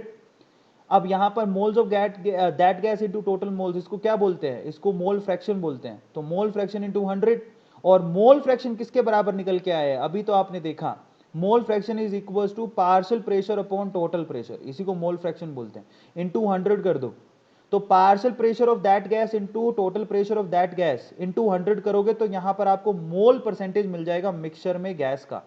बहुत आसान है। अगर मैं सिंपल तरीके से बताऊं तो आपको सिर्फ इतना ध्यान रखना है मेरे प्यारे बच्चों, एक तो आप डोल्टन का लॉ ध्यान रखो, partial pressure of any gas is equal to mole fraction of that gas into total pressure. ये तो पहली चीज है जो आप लोगों को ध्यान रखनी है। दूसरी चीज आपको ध्यान रखनी है कि अगर आपको किसी भी गैस की परसेंटेज मोल परसेंटेज निकालनी है तो इन दैट केस आपको सिर्फ उसका पार्शियल प्रेशर लेना है डिवाइडेड बाय टोटल प्रेशर लेना है इनटू 100 कर देना है। उससे आपकी मोल परसेंटेज पता लग जाएगी कि गैस की मोल परसेंटेज उस मिक्सचर में कितनी है। सिंपल। अब हम चलते हैं आगे। नेक्स्ट है हमारे पास ग्राहम्स डिफ्यूजन लॉ। सबसे पहले तो डिफ्यूजन होता क्या है। घर में मम्मी जब भी अगरबत्ती जलाती है या फिर तुम जब भी परफ्यूम लगाते हो, पापा सेंटिमेंट लगा के निकलते होंगे घर से, तो इन दैट केस जब भी पापा मम्मी सेंटिमेंट लगाते हैं अगरबत्ती जलाते हैं तो उसकी खुशबू दूर दूर से आने लगती है। सो यहां पर इसी को डिफ्यूजन कहते हैं। डिफ्यूजन के केस में, गैस के केस में डिफ्यूजन सबसे ज्यादा होता है। अब हम डिफ्यूजन और रिफ्यूजन में फर्क समझेंगे। तो देखिए यहां पर डिफ्यूजन और रिफ्यूजन में फर्क क्या है। मान लो कि दो गैसेस मैंने ना दो कंटेनर में भर के रखी हैं, अचानक से मैंने ना इनके बीच की जो दीवार है ये वाली वो मैंने हटा दी, एकदम से पूरी तरह से रिमूव कर दूं, तो बहुत बड़ा सा यहां पर होल हो जाएगा। होल होने के बाद है ना ये गैसेस एक दूसरे में मिक्स होना चालू हो जाएंगी जब तक इन दोनों गैसेस के टोटल प्रेशर जो है ना पूरी जगह सेम नहीं हो जाता। मतलब गैस बी का प्रेशर यहां पर बहुत है लेकिन इस कंटेनर में तो नहीं है, तो गैस बी फैलेगी इस तरफ, गैस ए फैलेगी इस तरफ, और ये तब तक फैलती रहती है जब तक दोनों का प्रेशर दोनों साइड में इक्वल नहीं हो जाता। इसको हम लोग डिफ्यूजन कहते हैं बाय द वे, ठीक है। तो डिफ्यूजन तो बड़े होल में होता है, तो इफ्यूजन कहां होता है जरा चेक करो। इफ्यूजन होता है छोटे से होल में। पंक्चर देखे हो कभी? एक्टिवा आपकी पंक्चर हुई है कभी? नहीं हुई है तो भैया पंक्चर करके देख लेना। आप घर से एक सुई लेके जाना, उसे अपने टायर में घुसाना ऐसे ऐसा, और फाइनली जो यहाँ पर छिद्र हो जाएगा उसके बाद गैस जब उस होल से बाहर निकलेगा होले होले, और गाना सुने हो, होले होले से हवा लगती है, शाहरुख खान उसमें क्या करता है, ऐसे टायर पंचर करके नीचे बैठ जाता है, तो होले होले से हवा लगती है। तो फाइनली इन दैट केस जो हवा निकलती है ना उसको, मतलब उस तरह की रिलीज को हम लोग इफ्यूजन कहते हैं। तो इफ्यूजन पिन होल से होता है जबकि डिफ्यूजन एक बड़े होल से होता है। Puncture is called effusion. अब यहाँ पर जो हमारा ये जो हमारा ग्राहम है, ग्राहम को चैन नींद आई नहीं, बच्चों को हराम करने के लिए, बच्चों की नींद को हराम करने के लिए उसने आपने एक लो दे दिया, और उस लो का नाम था ग्राहम का डिफ्यूजन लो। और वो ये कहता है कि rate of diffusion of any gas is directly proportional to its pressure. जितना ज्यादा प्रेशर होगा गैस का उतना ही ज्यादा डिफ्यूजन होगा, सबसे पहला तो। And rate of diffusion of any gas is inversely proportional to under the root molar mass. खुद ही देखो ना, एक मोटा सा आदमी है आपके घर के आसपास, अदनान सामी टाइप का, और एक पतला सा आदमी है बोल्ट टाइप का। तो बताओ, आप लोग खुद से बताओ कि किसकी भागने की स्पीड ज्यादा होगी। अदनान सामी तेजी से भागेगा कि हुसैन बोल्ट तेजी से भागेगा? ऑब्वियसली हुसैन बोल्ट, क्योंकि उसकी मोलर मास कम है। तो मोटा आदमी जितना मोटा होगा उसकी रेट ऑफ डिफ्यूजन उतनी कम होगी। इसका मतलब rate of diffusion of any gas is inversely proportional to under the root molar mass. अब ये मत पूछना किधर से आया, ग्राहम बाबा ने दिया, हमें मतलब नहीं है। तो यहां पर ये ध्यान रखना, rate of diffusion of any gas is directly proportional to pressure as inversely proportional to molar mass of that gas. इसी को हम लोग ग्राहम का डिफ्यूजन लॉ बोलते हैं। सो इसको हम लोग कैसे लिख सकते हो, R2 by R1 which is equal to P2 by P1 M1 upon M2 under the root. इस तरह से इसको लिखा जा सकता है। या फिर R2 by R1, ठीक है, R2 by R1 which is equal to P2 by P1 and under the root M1 upon M2। ये इस तरह से ग्राहम के डिफ्यूजन लॉ को लिखा जा सकता है, जो कि आपने पढ़ लिया। अब हम चलते हैं और आगे मेरे प्यारे बच्चों। डिफ्यूजन लॉ में जो रेट होती है उसको आप अलग अलग तरीके से लिख सकते हो। रेट को हम लोग लिख सकते हैं number of moles per time. Rate का मतलब क्या होता है कि किस स्पीड से बाहर निकले। नंबर ऑफ मोल्स एस्केप पर टाइम, इसको भी रेट कहते हैं। कई बार आपको नंबर ऑफ मोल बताएगा, नंबर ऑफ मोल 10 सेकंड में इतने बाहर निकले, तो वो रेट के बारे में बता रहा है। कई बार आपको वॉल्यूम चेंज बताएगा कि भैया इतना वॉल्यूम चेंज हुआ इतने टाइम में, तो वो रेट के बारे में बता रहा है। कई बार वो प्रेशर ड्रॉप के बारे में बताएगा, भैया इतना प्रेशर ड्रॉप हो गया इतने टाइम में, तो वो रेट के बारे में बता रहा है। तो वो आप डेटा को देख के समझ जाना। या फिर डिस्टेंस ट्रेवल अपॉन टाइम, इसको भी रेट ही बोलते हैं। सो ऐसे सवाल काफी आ जाते हैं, घबराना नहीं है, वो रेट ही होती है और कुछ नहीं, ठीक है। तो आप बच्चे समझदार हो, सब तो समझते हो। अब काइनेटिक थ्योरी ऑफ गैसेस को एक बार ब्रीफ कर लेते हैं, क्योंकि इसमें काफी पोस्टुलेट हम लोग पहले पढ़ लिए थे। तो काइनेटिक थ्योरी ऑफ गैसेस ये कहती है कि सबसे पहले तो भैया पहला पोस्टुलेट ये है कि आइडल गैस का जो वॉल्यूम होता है मॉलिक्यूल्स का, वो कंटेनर के वॉल्यूम के रिस्पेक्ट में नेग्लिजिबल होता है। दूसरा, गैस के मॉलिक्यूल यहाँ पर रैंडम मोशन करते रहते हैं ऐसा करके। फिर तीसरा, हमारे पास इंटरमोलिकुलर फोर्स ऑफ अट्रैक्शन अगर एब्सेंट होता है तो उसमें कोई फोर्स ऑफ अट्रैक्शन होता नहीं, इंटरैक्शन जीरो होता है। सो फाइनली यहाँ पर मॉलिक्यूल्स के बीच में कोई फोर्स ऑफ अट्रैक्शन नहीं होता, वो मॉलिक्यूल एक स्ट्रेट लाइन में मूव करते रहते हैं, वो तब तक करते रहते हैं जब तक दूसरे मॉलिक्यूल से टकरा नहीं जाते। और यहाँ जो जो टक्कर होती है वो बेसिकली कैसी होती है, एनर्जी का लॉस उसमें होता नहीं, वो इलास्टिक होती है। और इलास्टिक कोलिजन होता है, इसकी वजह से यहाँ पर काइनेटिक एनर्जी में कोई लॉस नहीं होता, वो हमेशा कांस्टेंट रहती है, जो आप लोगों को ध्यान रखना है, ठीक है। सो ये हमारे पास केटीजी के पोस्टुलेट हैं।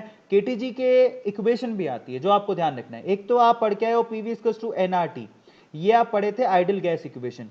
एक हमारे काइनेटिक थ्योरी ऑफ गैसेस की भी आइडल एक गैस इक्वेशन होती है, वो होती है पीवी इज इक्वल्स टू 1/3 और यहां पर capital N small M and V R M S square. अब ये आपको ध्यान रखना है, बहुत इंटरेस्टिंग है। यहां पर कैपिटल एन का मतलब क्या है, number of gaseous molecules. Small M का मतलब क्या है, mass of one molecule.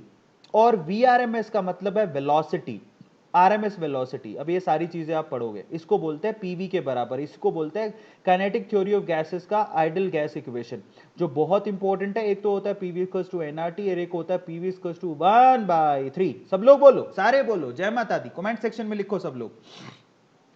So finally यहां पर 1/3 capital N small M V R M S square, ये होती है हमारे पास ideal gas equation in the case of kinetic theory of gases, KTG के हिसाब से, ओके। सो अब आप देखो कि काइनेटिक एनर्जी पूरे गैसेस की अगर आपको निकालनी है तो कैसे निकालोगे। इन दैट केस हर एक मॉलिक्यूल का वॉल्यूम जो वेलोसिटी है वो तो अलग अलग होगा। मान लो कोई एक कंटेनर है जिसके अंदर है ना आपके पास अलग अलग यहाँ पर गैसेस मॉलिक्यूल्स हैं। पहले गैसेस मॉलिक्यूल्स की वॉल्यूम को अपन V1 मान लेते हैं, दूसरे की V2 मान लेते हैं। इन दैट केस उनकी काइनेटिक एनर्जी अगर आपको निकालनी है तो कैसे निकालोगे। सबसे पहले मॉलिक्यूल का kinetic energy half M V1 square, दूसरे मॉलिक्यूल का हाफ एम V2 स्क्वायर, तीसरे मॉलिक्यूल का हाफ एम V3 स्क्वायर। तो हम लोग इंडिविजुअल वॉल्यूम ले इंडिविजुअल हम लोग वेलोसिटीज ले रहे हैं और उनकी total average kinetic energy calculate कर रहे हैं। अब यहाँ पे हाफ एम तो कॉमन निकाल लो, आगे क्या आएगा, V1 plus V2 plus V3 उनका स्क्वायर आ रहा है। अब देखिए हम लोग पढ़ते हैं कि भैया रूट मीन स्क्वायर वेलोसिटी क्या होती है। रूट मीन स्क्वायर वेलोसिटी का मतलब होता है V R M S square, इसका वैल्यू कितना होता है, दैट इज सारी जो वेलोसिटीज उनका स्क्वायर करो पहले तो, V1 square plus V2 square plus V3 square plus Vn square divided by total number of molecules n। तो इसको बोलते हैं V square R M S. तो आर एम एस का मतलब होता है रूट मीन स्क्वायर। तो पहले तो सारे वॉल्यूम जो वेलोसिटीज है उनका स्क्वायर कर दो, ठीक है। वेलोसिटी की स्क्वायर करने के बाद टोटल नंबर ऑफ मॉलिक्यूल जिनकी वेलोसिटी ली उसे डिवाइड करो, उसका रूट लगा दो। रूट हट जाएगा जब आपने यहां पर स्क्वायर लगा दी, तो इसीलिए यहां पर स्क्वायर लगी हुई है। आ गया सबको समझ में। तो यहां पर V R M S square इसके बराबर होती है। अब आप देखो पीछे जो फॉर्मूला निकाल के आए हो काइनेटिक एनर्जी का, उसके अंदर आपको इसकी वैल्यू चाहिए, V1 स्क्वायर V2 स्क्वायर इनकी वैल्यू चाहिए। तो आप देखो V1 स्क्वायर V2 स्क्वायर की वैल्यू किसके बराबर हो गई, n into V R M S square, हुई कि नहीं हुई। तो काइनेटिक एनर्जी किसके बराबर आ गया, that is 1/2 small M capital N V R M S square आ गया। आता है सबको समझ में, जो कि बहुत आसान है। सो इन दैट केस अगर आप थोड़ा सा सोचो, आप थोड़ी देर पहले ही पढ़ के आए हो पीवी इक्वल्स टू, ये काइनेटिक थ्योरी ऑफ गैसेस की तरफ से आइडल गैस इक्वेशन है, 1/3 capital N small M V R M S square. पढ़ के आए कि नहीं पढ़ के आए। तो अब आप जरा ध्यान से देखो, small M capital N V R M S square, अगर इसकी वैल्यू निकालनी तो क्या होगा, थ्राइस ऑफ पीवी के बराबर नहीं होगा क्या, चेक करो।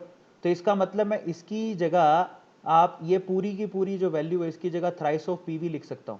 तो काइनेटिक एनर्जी किसके बराबर हो गया, थ्राइस ऑफ PV/2 यानी कि 3/2 PV। तो आपको ध्यान रखना है फॉर्मूला मेरे प्यारे बच्चों, जोर से बोलो जय माता दी, काइनेटिक एनर्जी लिखो 3/2 PV, ये फॉर्मूला होता है काइनेटिक एनर्जी का। या फिर 3/2 nRT, ये फॉर्मूला होता है काइनेटिक एनर्जी का। Now this is really very interesting. और n की वैल्यू अगर 1 रख दूं तो in that case kinetic energy किसके बराबर हो जाएगी, दैट इज 3/2 RT। तो आप ध्यान रखो, ये बहुत इंपॉर्टेंट है, 3/2 RT is the kinetic energy. Now this is really very interesting, ये सवाल पूछा जाता है, 3/2 RT is the kinetic energy. अब देखिए काइनेटिक एनर्जी पर मोल तो आपने निकाल ली 3/2 RT, पर अगर आपको मान लो कि काइनेटिक एनर्जी पर मॉलिक्यूल निकालनी है, इन दैट केस आप एवोगैड्रो नंबर से डिवाइड कर देना। सो यहाँ पर R बाई एवोगैड्रो नंबर, यानी कि R यहाँ पर गैस कांस्टेंट है, उसको अगर एवोगैड्रो नंबर से डिवाइड करोगे तो उसको बोल्ट्जमान कांस्टेंट बोलते हैं। सो इन दैट केस इसको बोल्ट्जमान कांस्टेंट बोलेंगे तो इसका वैल्यू क्या हो जाएगा, 3/2 kT। सो 3/2 kT ये काइनेटिक एनर्जी है पर मोलिक्यूल। तो यहां पर काफी सवाल पूछा जाता है, कोई बोले कि 3/2 RT, इसका मतलब वो काइनेटिक एनर्जी है पर मोल, ठीक है। लेकिन जब आपको मिले 3/2 kT, तो in that case kinetic energy पर मोलिक्यूल है जी, ये आप लोगों को ध्यान रखना है, ठीक है। अब हम चलते हैं आगे, अब थोड़ा सा ही चैप्टर रह गया, ध्यान दो। ये मैक्सवेल बोल्ट्जमान यहां पर डिस्ट्रीब्यूशन कर्व है कि यहां पर total number of molecules Y axis पे लिए गए हैं और यहां पर वेलोसिटी एक्स एक्सिस पे ली गई है। घबराना नहीं है, ये ऐसा ही है जैसे कि आपके क्लास में सबके नंबर आते हैं। मैं आपको कहता हूं 100 मार्क का पेपर हुआ, तो उसमें से बताओ 0 मार्क कितने बच्चों के आएंगे। आजकल तो फेल करते नहीं, क्योंकि फेल करते हैं तो सरकार को धमकियां देने लगते हैं, हमारा बच्चा सुसाइड कर लेगा फेल किया तो। आजकल ना वो एक तो चोरी ऊपर से सीना चोरी वाली सीन हो गई है, मतलब बच्चे फेल करते सुसाइड कर लेते, तो गवर्नमेंट के टीचर वैसे ही डरते हैं। कल को हमारा खत में नाम लिख के चला गया कि इस टीचर की वजह से, क्योंकि इसने मुझे फिजिक्स में फेल किया, मेरे मार्क्स 0 आए, तो मैं पंखे से लटक रहा हूं। बेचारे फेल करते ही नहीं है। तो इसका मतलब पूरी क्लास में 100 में से 0 नंबर बहुत ही कम बच्चों के आते हैं, ना के बराबर ही होते हैं। सो आप देखो कि 100 में से 0 नंबर ना के बराबर होते हैं।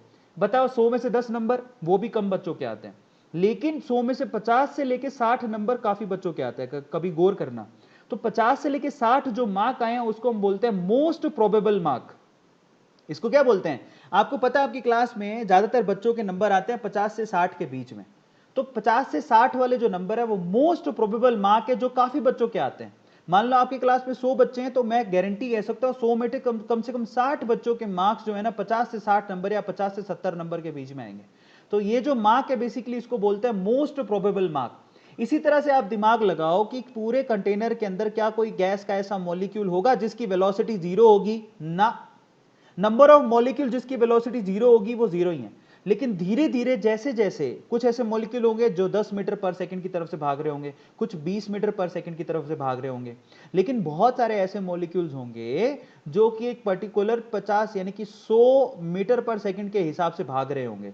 ऐसे मॉलिक्यूल की संख्या बहुत ज्यादा होगी। तो इसका मतलब 100 मीटर पर second is called most probable velocity. ये ऐसा ही होता है कि मोस्ट प्रोबेबल मार्क तुम्हारी क्लास में कितने हैं, उस टाइम पे वेलोसिटी सबसे ज्यादा होती है। तो अब देखो, जीरो वेलोसिटी रखने वाले कम, थोड़ी ज्यादा, 10 मीटर वाले ज्यादा, 20 मीटर पर सेकंड वाले और ज्यादा। ये ग्राफ को देखना, जहां पर मैं ये ब्लू कलर से बना देता हूं, 0, 10, 20, एक वेलोसिटी ऐसी आएगी जिसको हम लोग मोस्ट प्रोबेबल वेलोसिटी बोलते हैं।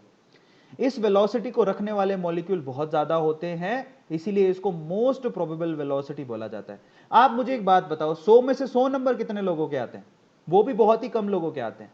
तो 100 में से 0 भी कम आते हैं, 100 में से 100 भी कम आते हैं, इसलिए ग्राफ भी ऐसा ही बना है। आप कभी भी अगर क्लास टीचर बन जाओ, खुदा ना खास्ता स्कूल में नौकरी करनी पड़ जाए, और जब भी आप अपनी क्लास में एक मार्क के और बच्चों के हिसाब से कर्व बनाओगे, तो 100 में से 0 नंबर कम बच्चों के हैं, 100 में से 100 नंबर भी कम बच्चों के हैं। ऐसा ही ग्राफ बनेगा जैसे कि आपको यहां पे दिख रहा है। इसी को बोलते हैं हम लोग Maxwell Boltzmann distribution graph. Zero velocity वाले भी कम होते हैं, इनफाइनाइट वेलोसिटी वाले भी कम होते हैं, लेकिन बीच में कोई वेलोसिटी होती है जिसके मॉलिक्यूल ज्यादा होते हैं, उसको मोस्ट प्रोबेबल वेलोसिटी बोलते हैं। मजे की बात यहां पर एवरेज वेलोसिटी मोस्ट प्रोबेबल से ज्यादा है और वीआरएमएस वेलोसिटी एवरेज वेलोसिटी से भी ज्यादा है। यह सवाल काफी बार पूछा जाता है कि सबसे बड़ी वेलोसिटी कौन सी होती है? VRMS velocity is the highest, उसके बाद आता है एवरेज वेलोसिटी और उसके बाद आती है मोस्ट प्रोबेबल वेलोसिटी। ये ध्यान रखना, सबसे ज्यादा वेलोसिटी कौन सी है? वेलोसिटी वाई एक्स एक्सिस पे बढ़ रही है, वाई एक्सिस पे मॉलिक्यूल्स बढ़ रहे हैं। बहुत सारे ऐसे मॉलिक्यूल हैं जो कि मोस्ट प्रोबेबल वेलोसिटी रखते हैं, लेकिन वो एवरेज वेलोसिटी से कम होती है और आरएमएस वेलोसिटी से भी कम होती है। अब इनकी डेटा अगर आप ध्यान से देखो तो एवरेज वेलोसिटी का फॉर्मूला होता है 8 RT by pi m। Now this is really very interesting. 8 by pi RT by m, इस तरह से याद करो। 8 by pi फैक्टर आता है किसके लिए? एवरेज वेलोसिटी के लिए। और रूट मीन स्क्वायर वेलोसिटी के लिए आता है 3 RT by m। RT by m तो कॉमन होता है, 3 आएगा, अंडर द रूट साथ में लगेगा। और मोस्ट प्रोबेबल वेलोसिटी का फॉर्मूला होता है 2 RT by m। इस रिदम से याद करो, अपने आप याद हो जाएगा। तो 8 by pi RT by m ये एवरेज हो गया, रूट लगा लेना। 3 RT by m ये हो गया आरएमएस, 2 RT by m ये हो गया मोस्ट प्रोबेबल। और अगर आप इसको सिंप्लीफाई करोगे तो most probable velocity, average velocity और आरएमएस वेलोसिटी की रेशो कितनी आएगी? 1:1.125 रेशो 1.224। नाउ ये आप खुद ही देख लो कि मोस्ट प्रोबेबल वेलोसिटी सबसे छोटी है, फिर एवरेज वेलोसिटी आती है, फिर आरएमएस वेलोसिटी आती है, जैसा कि आपको यहां पर दिखाई दे रहा है। तो ये आपको ध्यान रखना है, और ये एडवांस में पूछा गया सवाल है जो काफी बार आया है, नीट और जेई में भी आएगा और एम्स में भी आएगा। जैसे जैसे आप टेम्परेचर बढ़ाते हो, पीक जो है बेसिकली घटने लगती है। मोस्ट प्रोबेबल वेलोसिटी टेम्परेचर बढ़ाने पर घटने लगती है। ग्राफिकल एक्सपेरिमेंटल रिलेशनशिप से आया है। एक्सपेरिमेंट ऐसा कहते हैं कि जैसे जैसे आप टेम्परेचर बढ़ाओगे, ये ग्राफ जो है ना टिल्ट होते जाएगा। टिल्ट का मतलब आप अभी जवान हो, सीधे खड़े हो, जैसे जैसे उम्र बीतती जाएगी आपकी कमर ऐसे ऐसे होती जाएगी। तो ऐसे ही टेम्परेचर बढ़ाते रहोगे तो बेसिकली ये ग्राफ भी कैसे होता जाएगा, झुकता जाएगा। ये देखो, आ रहा है समझ में। और मोस्ट प्रोबेबल वेलोसिटी बेसिकली क्या होती जाएगी, चेक करोगे तो घटती जाएगी ना। ये बहुत इंटरेस्टिंग है जो आपको ध्यान रखना है, ठीक है। सो टेम्परेचर बढ़ाने पर ग्राफ इस तरफ जाता है। अब हम चलते हैं रियल गैस की तरफ। आइडल गैस का खेल खत्म। अब देखो भैया, आइडल गैस की प्रॉब्लम क्या थी। आइडल गैस की प्रॉब्लम ये थी कि वहां पर मॉलिक्यूल्स का जो वॉल्यूम था वो कंटेनर के वॉल्यूम के रिस्पेक्ट में नेग्लिजिबल माना जाता है। तो ये तो प्रॉब्लम है, ऐसा ऐसा होता नहीं है। दूसरा यहां पर प्रॉब्लम एक और था, अगर आप लोगों को पता हो तो। दूसरा प्रॉब्लम यहां ये भी था मेरे प्यारे बच्चों, कि यहां पर जो इंटरेक्शन है, यानी कि फोर्स ऑफ अट्रैक्शन है मॉलिक्यूल्स के बीच में, आइडल गैस के केस में जीरो माना जाता है। सही है, तो ये दोनों की दोनों प्रॉब्लम है। रियल गैस में ऐसा होता नहीं है। रियल गैस में दो मॉलिक्यूल्स के बीच में फोर्स ऑफ अट्रैक्शन होता है। अच्छा, आपको कभी पोटेंशियल एनर्जी का ग्राफ देखना हो गैस के लिए, तो आपको ये कंसिडर करना चाहिए। आपको मैं एक ग्राफ बताता हूं, कई लोगों को पढ़ना नहीं आता, तो इस ग्राफ को मैं बताता हूं। देखो, जब भी दो मॉलिक्यूल दूर दूर होते हैं, भाई आप देखो, मान लो, आपको मैं ना बुरा मत मानना, लेकिन एग्जांपल दूंगा। जब आपको कोई दूर आपके पड़ोस में कोई लड़की दिखती है, तो आपको ऐसा लगता है हाँ वो तो बहुत अच्छी है, तो अट्रैक्शन होने लगता है। तो कोई चीज दूर है तो अच्छी लगती है, तो अट्रैक्शन होता है। तो यहां पर यही सीन है, दो मॉलिक्यूल दूर दूर है तो एक दूसरे को अट्रैक्ट करते हैं।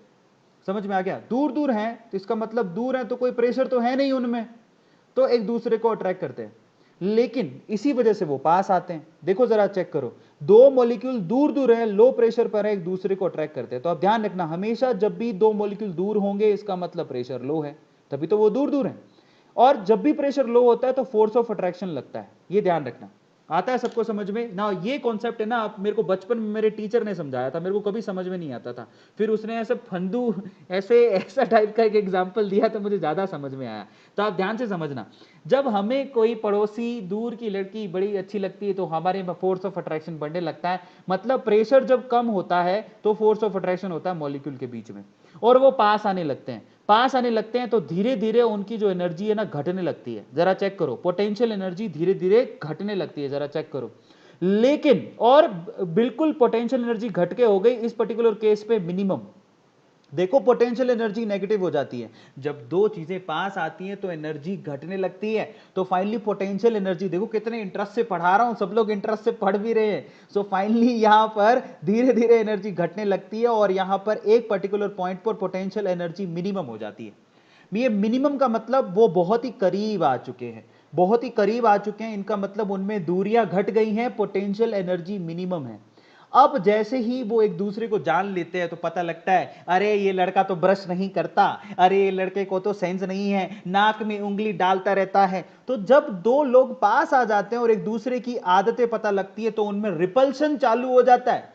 आपको पता है ये बात, ये तो बड़ी कॉमन सी बात है। आपकी भी शादी हो जाएगी तो शादी से पहले आपको आपकी जो दुल्हन है बड़ी अच्छी लगेगी, लेकिन शादी के बाद जब साथ रहने लगोगे आपको पता लगेगा ये तो यार ये तो मतलब ये तो एकदम ऐसा है।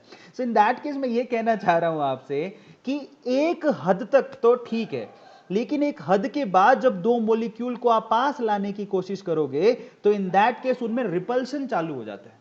ये बहुत इंटरेस्टिंग चीज है जो आपको ध्यान रखनी है। मतलब लो प्रेशर पे तो पास आते हैं, लेकिन जब प्रेशर हाई हो जाता है, तो प्रेशर हाई का मतलब दो मॉलिक्यूल्स को जबरदस्ती कर रहे हो तुम, और पास आओ और पास आओ, इन दैट केस उनमें रिपल्शन चालू हो जाता है। ये नेचुरल टेंडेंसी है।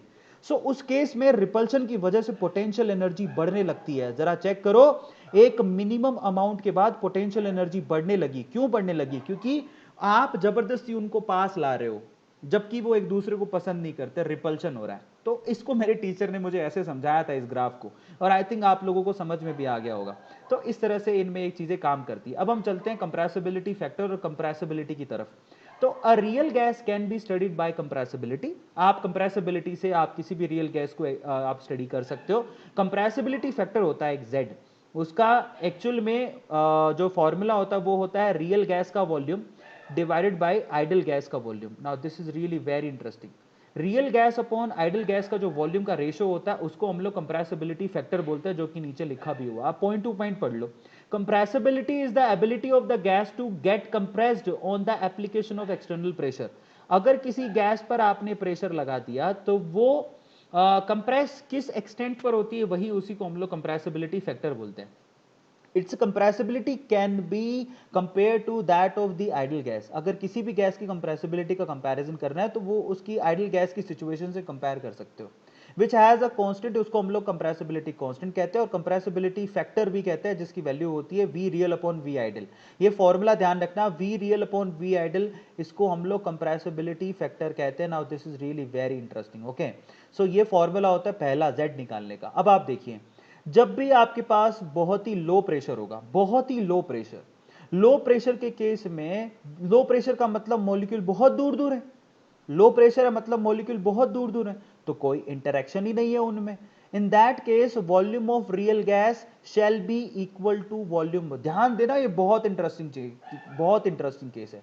वेरी लो प्रेशर, पहला वाला हमने केस लिया कि बहुत ही लो प्रेशर है। बहुत ही लो का मतलब एक इंडिया में और एक पाकिस्तान में कोई गैसियस मॉलिक्यूल है, तो क्या उनमें कोई फोर्स ऑफ अट्रैक्शन होएगा? आपने कभी सोचे हो कभी क्या उनमें कोई फोर्स ऑफ अट्रैक्शन होएगा? नहीं।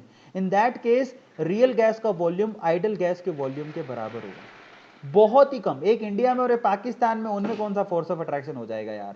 In that case real gas का वॉल्यूम आइडल गैस के वॉल्यूम के बराबर होगा, यानी कि Z की वैल्यू 1 होगी। आप ध्यान रखिएगा, यह बहुत इंटरेस्टिंग है। वेरी लो प्रेशर, जब बहुत ही कम प्रेशर है, इन दैट केस Z की वैल्यू 1 होगी, और रियल गैस का जो वॉल्यूम है वो आइडल गैस के वॉल्यूम के बराबर होगा। लेकिन जब हम लोग बोले कि at low and moderate pressure, अब दूसरी सिचुएशन लगा दी, at low and moderate pressure.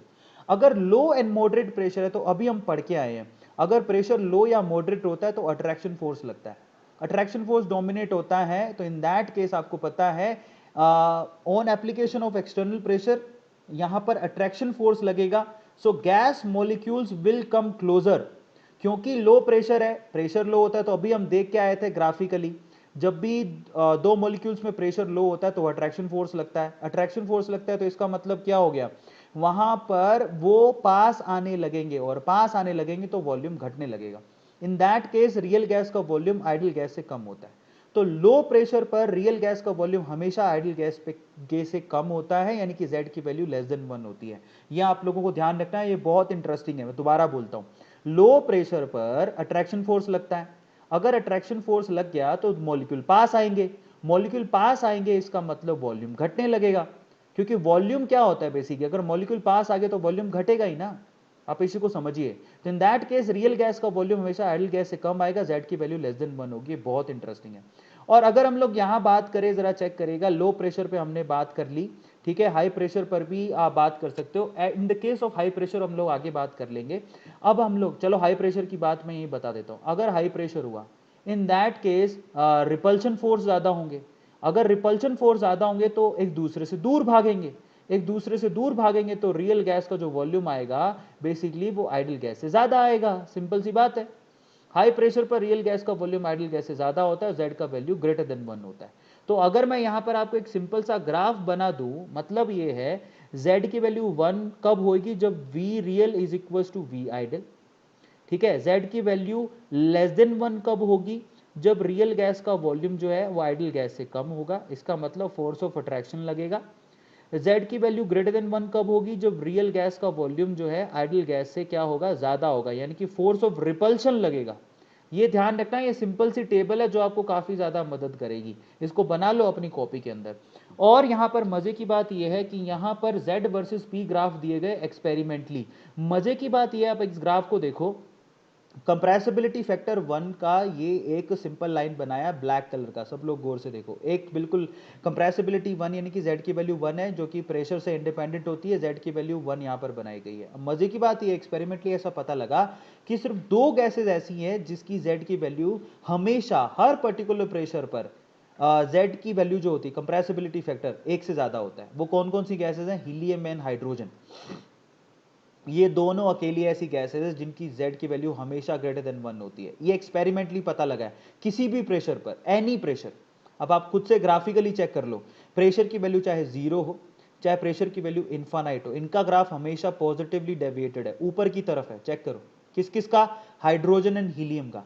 इसका मतलब क्या है? किसी भी प्रेशर पर इनका ग्राफ हमेशा Z=1 से हमेशा ऊपर बनेगा। लेकिन बाकी जितनी भी गैसेज है, जैसे कि नाइट्रोजन, जैसे कि ऑक्सीजन, जैसे कि मीथेन, इनका ग्राफ लो प्रेशर पर Z की वैल्यू 1 से कम होती है, लेकिन हाई प्रेशर पर Z की वैल्यू 1 से ज्यादा होती है। ये बहुत इंटरेस्टिंग है और ये ग्राफ से काफी चीजें समझ में आती हैं। Low pressure force of attraction को दिखाता है और high pressure force of repulsion को दिखाता है। लो प्रेशर पर इनकी Z की वैल्यू कम आ रही है, लेस देन 1 आ रही है। जरा चेक करो, लो प्रेशर पर Z की वैल्यू लेस देन 1 है, जबकि हाई प्रेशर पर Z की वैल्यू ग्रेटर देन 1 आ रही है। और ये ग्राफ सारी gases except helium and hydrogen, सारी गैसेज का ग्राफ ऐसा ही आता है। और ये बहुत इंटरेस्टिंग चीज है जो आप लोगों को ध्यान रखनी है। अब हम चलते हैं आगे। अब आप देखिए, अब यहां से कुछ चीजें निकल के आती हैं, उसको समझिए। Lower is the temperature, lower will be the kinetic energy of gas and it will be easier to liquefy. Obviously अगर किसी गैस का टेम्परेचर कम है तो उसकी काइनेटिक एनर्जी कम होगी, उसको लिक्विफाई करना आसान होगा। कंप्रेसिबिलिटी उसकी क्या होगी? लेस देन 1 होगी। अगर आपने कंप्रेस कर डाला तो रियल गैस का वॉल्यूम आइडियल गैस से कम आएगा। इन दैट केस Z की वैल्यू लेस देन 1 होगी। Now this is really very simple. और इस पे तो मैंने बहुत ही ऑसम क्या बना रखे हैं, बहुत ही ऑसम मैंने लेक्चर्स बना रखे हैं, जिसको आप मेरे चैनल पे जाके चेक कर सकते हो। ठीक है, अब अगला, there exist a characteristic temperature for every gas. हर एक गैस के लिए एक ऐसा टेम्परेचर फिक्स होता है जिस टेम्परेचर पर वो आइडियल गैस के जैसा बिहेव करती है, उसको हम लोग बॉयल्स टेम्परेचर कहते हैं। कोई पूछे बॉयल्स टेम्परेचर क्या होता है, तो Boyle's temperature is the temperature where every gas, हर एक गैस कैसे बिहेव करती है? हर एक गैस आइडियल गैस के जैसा बिहेव करती है, उसी हम लोग बॉयल्स टेम्परेचर कहते हैं। अब आइडियल गैस का फॉर्मूला क्या होता है? PV=nRT। ठीक है, अब आपको एक मजे की बात और बता देता हूं। यहां पर Z का वैल्यू एक्चुअली कैसे निकालते हो, जरा चेक करो। Z की वैल्यू इक्वल्स टू 1 होती है इन the case of ideal gas.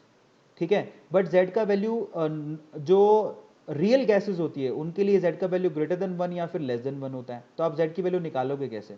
तो Z की वैल्यू निकालने का सिंपल तरीका दे दिया गया कि Z is equals to PV/RT। ये फॉर्मूला होता है दूसरा, PV/nRT। ये दूसरा फॉर्मूला है Z निकालने का। अब आप पढ़े हो कि नहीं पढ़े हो? PV=nRT पढ़े हो कि नहीं पढ़े हो ना? सो यहां पर PV/nRT लिख दो। ठीक है, अगर इसकी वैल्यू 1 है तो वो रियल गैस हो गई, और नॉट इक्वल्स टू 1 है तो इसका मतलब ये वैल्यू Z की है, जो कि रियल गैसेस के बारे में बताएगा। PV/nRT अगर इसकी वैल्यू 1 है तो वो आइडियल गैस हो गई, और नॉट इक्वल्स टू 1 है इसका मतलब वो रियल गैस हो गई, और इसी को तो Z बताता है। तो ये सिंपल सी चीज आप ध्यान रखना, यानी कि at very low pressure Z की वैल्यू 1 होती है। Z की वैल्यू 1 रख दोगे तो PV=nRT आ जाएगा, इसका मतलब वो आइडियल गैस होगी और वो बॉयल्स लॉ को फॉलो करता है। बॉयल्स टेम्परेचर वो टेम्परेचर है जहां पर हर एक गैस आइडियल गैस के जैसा बिहेव करती है, जो आप लोगों को ध्यान रखनी है। अब थोड़ा सा ही रह गया है, ज्यादा नहीं बचा है। अब हम रियल गैस इक्वेशन पर चल रहे हैं। जोर से बोलो जय माता दी, ध्यान लगाओ जय माता दी, हिम्मत ना हारो जय माता दी, 15 मिनट और है जय माता दी, खत्म हो जाएगा जय माता दी। आता है समझ में? अब ध्यान लगाओ, वैंडरवाल्स इक्वेशन को हम लोग रियल गैस इक्वेशन कहते हैं। अब रियल गैस इक्वेशन में हम लोग दो फैक्टर को काउंट करेंगे। पहला तो आइडियल गैस के केस में हम लोग जो कंटेनर का वॉल्यूम है उसी को हम लोग क्या मान लेते, गैस का वॉल्यूम मान लेते थे। लेकिन रियल गैस में ऐसा होता नहीं है। रियल गैस में जो मॉलिक्यूल्स का वॉल्यूम होता है वो कंसीडरेबल होता है, क्योंकि यहां पर मॉलिक्यूल्स जो होते हैं ना वो काफी बड़े होते हैं रियल गैस के केस में। क्योंकि आइडियल गैस के केस में हम लोग टाइनी पार्टिकल मान के चलते हैं गैसेस मॉलिक्यूल्स को, लेकिन ऐसा होता नहीं है। रियल गैस में गैसेस मॉलिक्यूल काफी बड़े होते हैं और उनका वॉल्यूम कंसीडरेबल होता है। सो आपको फाइनली, अब आपको क्या करना है जरा चेक करो, फाइनली आपको रियल गैस के वॉल्यूम को भी काउंट करना है। यह आप लोगों को ध्यान रखना है। मतलब वॉल्यूम ऑफ कंटेनर जो है वो आपको कैसे निकालना पड़ेगा, टोटल वॉल्यूम में से वॉल्यूम ऑफ मॉलिक्यूल माइनस करना पड़ेगा, मॉलिक्यूल का वॉल्यूम माइनस करना पड़ेगा, और एक्चुअल में वॉल्यूम होगा किसका? वही होगा रियल गैस का वॉल्यूम। ये आप लोगों को ध्यान रखना है, जो कि हमें कंसीडर करना है। आता है सबको समझ में? अब मजे की बात, इनकंप्रेसिबल वॉल्यूम कितना होता है? मजे की बात यह है कि अकॉर्डिंग टू केटीजी आप दो गैसेस मॉलिक्यूल को पास नहीं ला सकते हो एक हद के बाद। यही चीज हम उस ग्राफ में भी पढ़ के आए थे। मैंने कहा था कि दूर दूर होंगे तो अट्रैक्शन लगेगा, लेकिन एक हद के बाद वो पास नहीं आएंगे। दो गैसेस मॉलिक्यूल एक हद के बाद कभी भी पास नहीं आते। वो हद कौन सी होती है जरा समझिए। एक मॉलिक्यूल का वॉल्यूम लिखा जाता है 4/3 पाई आर क्यूब से। किसी भी एटम का वॉल्यूम 4/3 पाई आर क्यूब से लिखा जाता है। और एक्सपेरिमेंटली ऐसा पता लगा है कि दो मॉलिक्यूल कभी भी, दो मॉलिक्यूल जो है 4 टाइम्स ऑफ मॉलिक्यूल्स वॉल्यूम, इतनी दूरी बना के रखते हैं। मॉलिक्यूल का जो भी वॉल्यूम है उसको 4 टाइम, एक्सपेरिमेंटली ऐसा पता लगा है, उसको 4 टाइम कर लो तो इतनी दूरी तो दो मॉलिक्यूल, गैसेस मॉलिक्यूल में रहेगी ही रहेगी। ये बहुत इंटरेस्टिंग चीज है जो आप लोगों को ध्यान रखना है। एक्सपेरिमेंटली ऐसा पता लगा है कि दो गैसेस मॉलिक्यूल के बीच में उनके वॉल्यूम के 4 टाइम्स, ध्यान रखो, उनका वॉल्यूम का 4 टाइम्स दूरी रहेगा ही रहेगा। बिल्कुल चिपक नहीं जाएंगे, हमारे जैसे नहीं है कि एकदम आए तो चिपक ही गए। यहां पर दो मॉलिक्यूल के बीच में उनके वॉल्यूम का 4 टाइम दूरी रहेगा ही रहेगा। They hate each other. समझ में आता है? तो 4 इंटू 4/3 पाई आर क्यूब, इतनी दूरी तो रहती ही है। ठीक है, और एक मोल के लिए निकालो तो आप क्या करोगे, Na से मल्टीप्लाई करो एवोगैड्रो नंबर से, और एक्चुअली इसी को B बोलते हैं, जो कि हम लोग रियल गैस इक्वेशन में एक कांस्टेंट की तरह यूज करेंगे।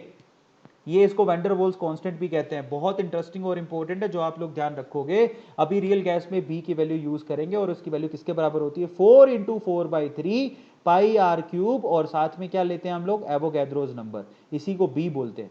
ठीक है, इतनी दूरी रहती है। चलो अब हम चलते हैं आगे। अगला क्या है जरा चेक करो। नेक्स्ट है हमारे पास, यानी कि अब हमें क्या लेना पड़ेगा, if the container has n number of moles, अगर किसी भी कंटेनर में n नंबर ऑफ मोल्स हैं तो इसका मतलब ऐसा, उन मोल्स का टोटल वॉल्यूम कितना हो जाएगा, जरा चेक करो, n इंटू बी।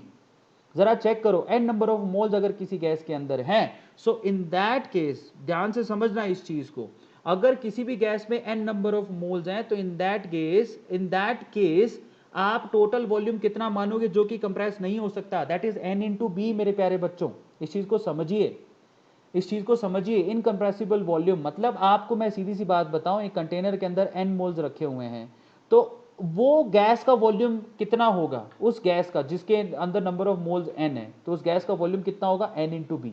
आपको वो वॉल्यूम माइनस करना पड़ेगा। वही है हमारे पास एक्चुअल में वॉल्यूम जो अवेलेबल है। इस चीज को समझिए।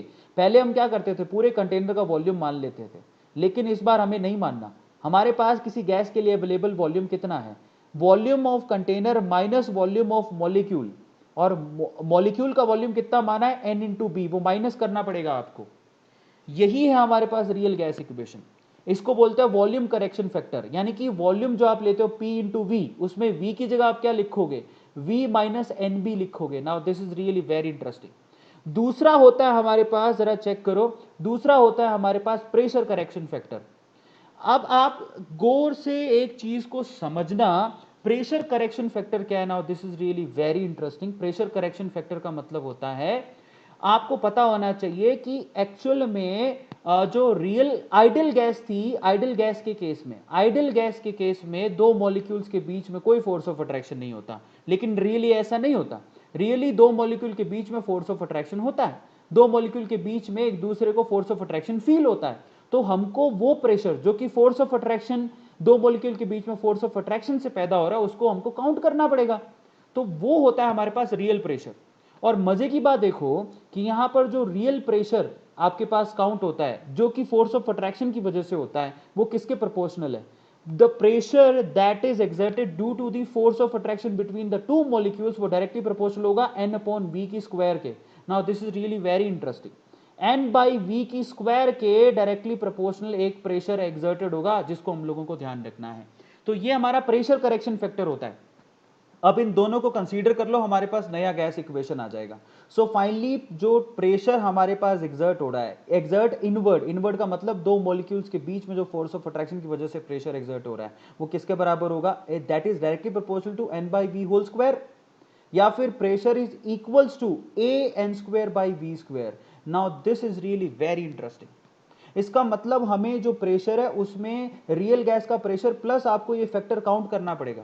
पहले हम लोग सिर्फ इतना मानते थे कि जो मॉलिक्यूल है वो कंटेनर की वॉल पे जाके टकरा रहा है तो वही प्रेशर है, नहीं, इसके साथ साथ उन दो मॉलिक्यूल्स के बीच में जो फोर्स ऑफ अट्रैक्शन है उसकी वजह से जो प्रेशर पैदा हो रहा है वो भी लेना पड़ेगा। इसका मतलब A N square by V square को साथ में हमें काउंट करना पड़ेगा। तो अगर दोनों फैक्टर लगा दें तो हमारे पास रियल गैस इक्वेशन आ जाएगा। पहला तो कौन सा, P plus a N square by V square, ये तो प्रेशर करेक्शन फैक्टर हो गया। दूसरा है V माइनस एन बी, ये वॉल्यूम करेक्शन फैक्टर हो गया, which is equal to nRT। Now this is really very interesting. यही है हमारे पास वेंडरवोल्स गैस इक्वेशन, जिसको हम लोग रियल गैस इक्वेशन भी कहते हैं। तो यहां पर आपको प्रेशर में करेक्शन करनी पड़ती है, क्योंकि प्रेशर लगता है दो मॉलिक्यूल के बीच में, फोर्स ऑफ अट्रैक्शन की वजह से प्रेशर लगता है, इसको प्रेशर करेक्शन फैक्टर बोलते हैं। और इसी तरह से कंटेनर में मॉलिक्यूल्स का वॉल्यूम भी होता है, तो उसको भी हमें माइनस करना पड़ेगा। दोनों फैक्टर को काउंट करोगे तो यहां से आएगा। अब n की वैल्यू को नीचे लेके चले जाओ, तो यहां पर ओवरऑल ये इक्वेशन बन गया, जिसको हम लोग वेंडरवॉल्स या फिर रियल गैस इक्वेशन कहते हैं। अब चैप्टर को ज्यादा बचा नहीं है, खत्म होने वाला है। सो फाइनली इसको हम लोग रियल गैस इक्वेशन बोलते हैं। यहां पर ए और बी को हम लोग क्या बोलते हैं, रियल गैस इक्वेशन कांस्टेंट या फिर वेंडरवॉल्स इक्वेशन कांस्टेंट। कंक्लूजन क्या है जरा चेक करो। कंक्लूजन ये है, आप जरा चेक करो, दो मॉलिक्यूल्स के बीच में फोर्स ऑफ अट्रैक्शन का फैक्टर आपने निकाला A N square by V square. A की वैल्यू जितनी ज्यादा होगी, दो मॉलिक्यूल्स के बीच में फोर्स ऑफ अट्रैक्शन उतना ही ज्यादा होगा। ये पहला कंक्लूजन है। For a given gas the value of a is always more than the value of b. ये भी एक बहुत बड़ा कंक्लूजन है कि किसी भी गैस के लिए ए का वैल्यू हमेशा बी की वैल्यू से ज्यादा होगा, पहली बात तो। दूसरी बात, the gas which have higher A value, वो गैस जिसकी ए की वैल्यू ज्यादा होगी वो उसको लिक्विफाई करना आसान है। क्यों? क्योंकि अगर ए की वैल्यू ज्यादा है तो फोर्स ऑफ अट्रैक्शन भी अच्छा खासा है, और उसको लिक्विफाई करना भी आसान हो जाएगा। तो ये दो चीजें जो कंक्लूड हुई हैं, जो काफी इंटरेस्टिंग है, ए की वैल्यू हमेशा बी की वैल्यू से ज्यादा होगी, और दूसरा, ए की वैल्यू जितनी ज्यादा होगी उस गैस को लिक्विफाई करना उतना ही आसान होगा। अब फाइनली यहां पर एप्लीकेशन चेक कर लेते हैं वेंडरवॉल्स गैस इक्वेशन की। वेंडरवॉल्स गैस इक्वेशन याद करो क्या है, P plus a N square by b square. पहला फैक्टर है प्रेशर करेक्शन फैक्टर, दूसरा है V minus n b which is equal to nRT। अब यहां पर अगर हम लोग वेरी लो प्रेशर कर दे, वेरी लो प्रेशर, अगर प्रेशर बहुत ही कम है तो इसका मतलब क्या निकला, जब प्रेशर बहुत ही कम है, मॉलिक्यूल बहुत दूर दूर है, इसका मतलब उनमें कोई फोर्स ऑफ अट्रैक्शन नहीं होगा। नहीं होगा तो A N square by V square की वैल्यू है प्रेशर से बहुत कम होगी। इसी तरह से यहां पर एनबी का वैल्यू भी वी से बहुत कम होगा, क्योंकि यहां पर दो मॉलिक्यूल के बीच में गैप बहुत ज्यादा है। अगर ये दोनों चीजें आप उठा के रख दो तो हमारे पास देखो, यहां पर P plus a N square by V square की जगह P लिखोगे, V माइनस एन बी की जगह V लिखोगे, क्योंकि ये दोनों फैक्टर जो है वो काफी नेग्लिजिबल है, which is equal to nRT। इसका मतलब आइडियल गैस इक्वेशन हो गई। तो ये ध्यान रखना है आपको, आइडियल गैस आइडियली कब काम करती है, जब प्रेशर की वैल्यू वेरी लो होती है। बहुत ही लो प्रेशर अगर है, बहुत ही लो प्रेशर अगर है, तो उस केस में आप ध्यान रखिएगा ये गैस आइडियल गैस के जैसा काम करेगी। दूसरा वाला केस पकड़ते हैं, लो प्रेशर और मॉडरेट प्रेशर। अगर मॉडरेट या लो प्रेशर है, इन दैट केस, मॉडरेट या फिर लो प्रेशर है, इसका मतलब फोर्स ऑफ अट्रैक्शन तो होगा, लेकिन इन दैट केस जो वॉल्यूम की वैल्यू होगी वो एनबी से काफी ज्यादा होगी। तो इसका मतलब V माइनस एनबी को हम लोग क्या लिख सकते हैं, V के बराबर लिख सकते हैं। तो आप रख दो P plus a N square by V square, और साथ में इसको V लिख दिया which is equal to nRT। अगर मैं यहां पर इसको इस तरह से लिखता हूं तो V को अंदर मल्टीप्लाई कर दो तो क्या निकलेगा, PV plus a N square by V, और साथ में क्या आ रहा है, nRT। अब यहां पर PV की वैल्यू को अलग कर लो, वो क्या आएगा, nRT minus a N square by V square. Now this is really very interesting. Now dividing the whole equation by nRT, अगर मैं पूरी इक्वेशन को nRT से डिवाइड कर दूं तो क्या होगा। सो यहां पर पूरी इक्वेशन को nRT से डिवाइड करो, PV को भी nRT से डिवाइड कर दो, nRT को nRT से डिवाइड कर दो, और इसको भी nRT से डिवाइड करो, कर दो। करने के बाद क्या निकलेगा, PV upon nRT which is equal to 1 minus a V R T, a into n into V into R into T. Virat, नीचे देखो Virat Kohli, V R T. ये बहुत इंटरेस्टिंग है। और ये इक्वेशन कब बन के आ रही है, मजे की बात, इसी को तो हम लोग Z बोलते थे। Z क्या है, Z की वैल्यू किसके बराबर होती थी, याद करो, अभी थोड़ी देर पहले बताई थी, PV अपॉन nRT। मतलब लो प्रेशर पे Z का वैल्यू किसके बराबर होता है, 1 minus a N upon Virat. ऊपर है अनुष्का, नीचे है विराट। ये लो, ये याद करने का तरीका है, ठीक है बहुत सिंपल है। At low pressure, at low pressure Z की वैल्यू किसके बराबर होगी, 1 माइनस अनुष्का अपॉन विराट। ठीक है, ये याद कर लो, सिंपल तरीका है, याद हो गया। ठीक है, एट लो प्रेशर Z की वैल्यू 1 माइनस अनुष्का और विराट होगी। ऑब्वियसली Z की वैल्यू लेस देन 1 होगी, लेस देन 1 होगी तो 1 से घटेगा। 1 माइनस कितना घटेगा, 1 माइनस अनुष्का ऊपर आएगी और विराट नीचे आएगा। सिंपल सी बात है भाई, विराट अनुष्का को उठाएगा ना, अनुष्का थोड़ी विराट को उठाएगी। समझ में आ रहा है? सिंपल सी बात है भाई, दूल्हा दुल्हन को उठाएगा ना। तो ये सिंपल सा ट्रिक होता है याद करने का। अब हम चलते हैं आगे। अब नेक्स्ट क्या है यहां पर, तीसरा, एट हाई प्रेशर। अगर प्रेशर बहुत ज्यादा है तो इन दैट केस पी की value a N square by V square से काफी ज्यादा होगी। सो इसका मतलब जब आप लिखते हो ना P equal to a N square by V square, इसमें P की वैल्यू काफी ज्यादा है, तो आप क्या लिख सकते हो? सो यहां पर इसको अकेला P भी लिख सकते हो, तो आप रख दो P1V minus n b equal to N R T. अब अंदर मल्टीप्लाई करो PV minus n into b into P which is equal to N R T. अब आप क्या करो, सबको डिवाइड कर दो एन आर टी से, पूरी इक्वेशन को, ये जो इक्वेशन दिख रही है उसको एन आर टी से डिवाइड करो, हमें Z की वैल्यू निकालनी है। सो इन दैट केस अगर आप पूरी इक्वेशन को डिवाइड करोगे तो PV upon NRT 1 plus BP upon RT. High pressure पर Z का वैल्यू क्या होता था प्यारे बच्चों? 1 से बड़ा। इसका मतलब Z की वैल्यू 1 में प्लस होगी। कितनी प्लस होगी वो सोचो, 1 में प्लस होगी पीबी अपॉन आरटी। ये ध्यान रखना ना, this is really very interesting. अगर 1 मोल गैस है तो पीबी अपॉन आरटी। तो एट हाई प्रेशर, याद करो, एट हाई प्रेशर Z की वैल्यू 1 से ज्यादा होगी, वो होगी 1 प्लस पीबी अपॉन आरटी। ठीक है, बीपी अपॉन आरटी भी कह सकते हो। बिपाशा बासु, ऐसी फालतू के फंडे दे रहा हूं, याद कर लो बीपी अपॉन आरटी। ठीक है, सो ये एक सवाल काफी बार पूछा गया है, तो ये हमारे पास एप्लीकेशन पार्ट खत्म हो गया। अब आप ध्यान रखिएगा, हीलियम और हाइड्रोजन गैस के लिए Z का वैल्यू हमेशा ग्रेटर देन 1 होता है।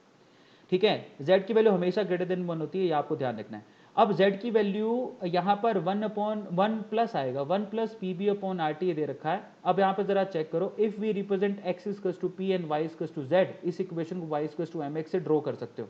और यहां पर ये हीलियम और हाइड्रोजन के केस में इसीलिए जो ग्राफ आ रहा है ना, वो एक से बड़ा एक स्ट्रेट लाइन आती है। Now this is really very interesting, क्योंकि हाइड्रोजन और हीलियम के केस में कोई फोर्स ऑफ अट्रैक्शन नहीं होता। हाइड्रोजन और हीलियम सबसे हल्की गैसेज होती हैं और उनको लिक्विफाई करना भी हार्ड है। आपको पता होना चाहिए कि हाइड्रोजन गैस को लिक्विफाई नहीं किया जा सकता।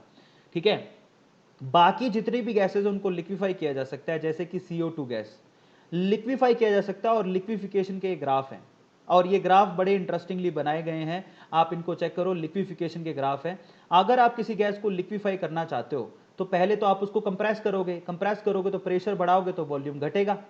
सो इन दैट केस कैसे होगा, ये ग्राफ इस तरफ जाएगा, मूव करेगा। देखो मैं ग्राफ बना के दिखा देता हूं भाई। अगर आपने वॉल्यूम घटाया तो प्रेशर बढ़ेगा, लेकिन एक वक्त ऐसा आएगा कि कंप्रेस होना बंद हो गई गैस। ठीक है, अब उसके बाद अगर आपने प्रेशर बढ़ाया तो गैस का जो गैस के मॉलिक्यूल है वो लिक्विड में कन्वर्ट होने शुरू हो जाएंगे, गैस लिक्विड में जानी शुरू हो जाएगी। तो वहां पर फेज चेंज हो रहा है। इसका मतलब वहां पर जरा समझो कि प्रेशर जो भी एग्जर्ट कर रहे हो तो प्रेशर में चेंज आएगा ही नहीं, क्योंकि वो प्रेशर किस काम आ रहा है, वो प्रेशर फेज चेंज करने काम आ रहा है। वो गैस किस में कन्वर्ट हो रही है, लिक्विड में। तो फाइनली धीरे धीरे प्रेशर बढ़ा रहे हो तो उससे वॉल्यूम जो है धीरे धीरे घट रहा है, लेकिन प्रेशर बढ़ तो रहा है लेकिन एक्चुअली नहीं बढ़ रहा। क्यों? क्योंकि वो प्रेशर जो है ना, गैस का प्रेशर नहीं बढ़ रहा है, क्योंकि वो प्रेशर एक्चुअली गैस को लिक्विड में कन्वर्ट करने के काम आ रहा है। इसीलिए यहां पर अगर आप देखोगे तो यहां पर एक कांस्टेंट लाइन आ रही है, अगर आप ध्यान दे तो मैं बना भी रहा हूं। फाइनली जब पूरी की पूरी गैस लिक्विड में कन्वर्ट हो गई, इन दैट केस आप कितना भी प्रेशर बढ़ा लो वॉल्यूम बढ़ेगा नहीं, क्योंकि पूरी की पूरी गैस लिक्विड में कन्वर्ट हो चुकी है और लिक्विड का वॉल्यूम चेंज नहीं हो सकता। ये इस तरह से ग्राफ बनाए जाते हैं, सिंपल सी बात है। और फाइनली अगर धीरे धीरे अगर आपने टेम्परेचर बढ़ाया तो ग्राफ ऊपर की तरफ मूव करेगा। देखो ये T1 टेम्परेचर पर ग्राफ है, थोड़ा और टेम्परेचर बढ़ाओगे तो ग्राफ इधर की तरफ मूव कर गया, और टेम्परेचर बढ़ाओगे तो ग्राफ और ऊपर मूव कर गया। एक टेम्परेचर एक ऐसा आएगा जिसके बाद एक ग्राफ एक ऐसा बन जाएगा, कैसा, P वर्सेस V ग्राफ ऐसा बन जाएगा, जो कि आपने बोल्स लॉ में देखा था। इस चीज को समझिए, पहले ग्राफ आ रहे थे यूं इस तरह से, लेकिन जैसे जैसे आप टेम्परेचर बढ़ाते गए लिक्विफिकेशन हार्ड होता गया और फाइनली एक ऐसे पर्टिकुलर टेम्परेचर पे ग्राफ एकदम रेक्टेंगल हाइपरबोला आ रहा है, जिसको हम लोग बोयल्स लॉ का ग्राफ भी बोलते हैं। याद है आप लोगों को, बोयल्स लॉ में P वर्सेस V ग्राफ ऐसा ही आता था। सो ऐसे ग्राफ कब आते हैं, एक क्रिटिकल टेम्परेचर के बाद गैस को लिक्विफाई करना मुश्किल हो जाता है। इतना ज्यादा टेम्परेचर बढ़ा दोगे तो क्या गैस को लिक्विफाई कर पाओगे क्या? नहीं, बस उसी को क्रिटिकल टेम्परेचर बोलते हैं। क्रिटिकल टेम्परेचर वो टेम्परेचर है जिसके बाद गैस को लिक्विफाई करना हार्ड है। ठीक है, ये रहा, ये देखो क्रिटिकल पैरामीटर्स। एक पर्टिकुलर मूवमेंट के बाद गैस को लिक्विफाई नहीं किया जा सकता, और वो मूवमेंट जिस पे टेम्परेचर TC, उसको क्रिटिकल टेम्परेचर कहते हैं। उस टाइम पे जो भी वॉल्यूम होता है उसको क्रिटिकल वॉल्यूम बोलते हैं, और उस टाइम पे जो भी गैस का प्रेशर होता है उसको क्रिटिकल प्रेशर बोलते हैं। Now this is really very interesting, जो आप लोगों को ध्यान रखना है। ठीक है, अगर कोई आपसे उसकी वैल्यू पूछे, अब बिल्कुल चैप्टर खत्म होने वाला है, आप लोग ध्यान रखिएगा, क्रिटिकल वॉल्यूम का वैल्यू होता है थ्राइस ऑफ बी। ठीक है, ये आपको ध्यान रखना है। बी क्या है, वेंडरवॉल्स कांस्टेंट। क्रिटिकल प्रेशर का वॉल्यूम होता है A/27B², A/27B², ये क्रिटिकल प्रेशर का वैल्यू होता है। क्रिटिकल टेम्परेचर का वैल्यू होता है 8A/27B², ये बहुत इंटरेस्टिंग है। 8A/27RB, ये वैल्यूज आपको याद करनी पड़ेंगी, अभी लिख लिख के याद कर लो। Critical volume thrice of B, critical pressure A/27B² और क्रिटिकल टेम्परेचर 8A/27RB। ये नीचे वैल्यूज गिवन है, आप इसको याद कर लो, आपके फायदे के लिए है। और फाइनली क्रिटिकल कंडीशन में जो कंप्रेसिबिलिटी फैक्टर होता है ZC, उसकी वैल्यू कैसे निकालोगे, आपको पता है Z का वैल्यू कैसे निकालते हैं। कैसे निकालते हैं सब लोग याद करो, RT/PV, यही तो होता है। ठीक है, सॉरी इसको उल्टा लिख दिया गया, Z का वैल्यू PV/RT होता है, PV/RT है ना। सो PV/RT, तो यहां पर P critical pressure, critical volume divided by R critical temperature, इनकी वैल्यू रख दो। जब आप क्रिटिकल कंडीशन में Z का वैल्यू निकालोगे ना मेरे प्यारे बच्चों, सबकी वैल्यू रख दो, तो वो आएगा 3/8। ये सवाल काफी बार पूछा गया है कि क्रिटिकल कंडीशन में कंप्रेसिबिलिटी फैक्टर का वैल्यू कितना होता है, दैट इज 3/8। आप खुद से रख के देख लो, आपको मालूम पड़ जाएगा। क्योंकि VC, PC और TC, VC, PC, TC की वैल्यू दे रखी है, तो ZC की वैल्यू निकालनी आसान है। ZC का वैल्यू क्या होता है, that is PV/RT। So PC, VC/TC की वैल्यू रख दो, आपके पास 3/8 आ जाएगा, क्योंकि सब कट जाएगा। और ये सवाल काफी बार पूछा गया है, इसको नोट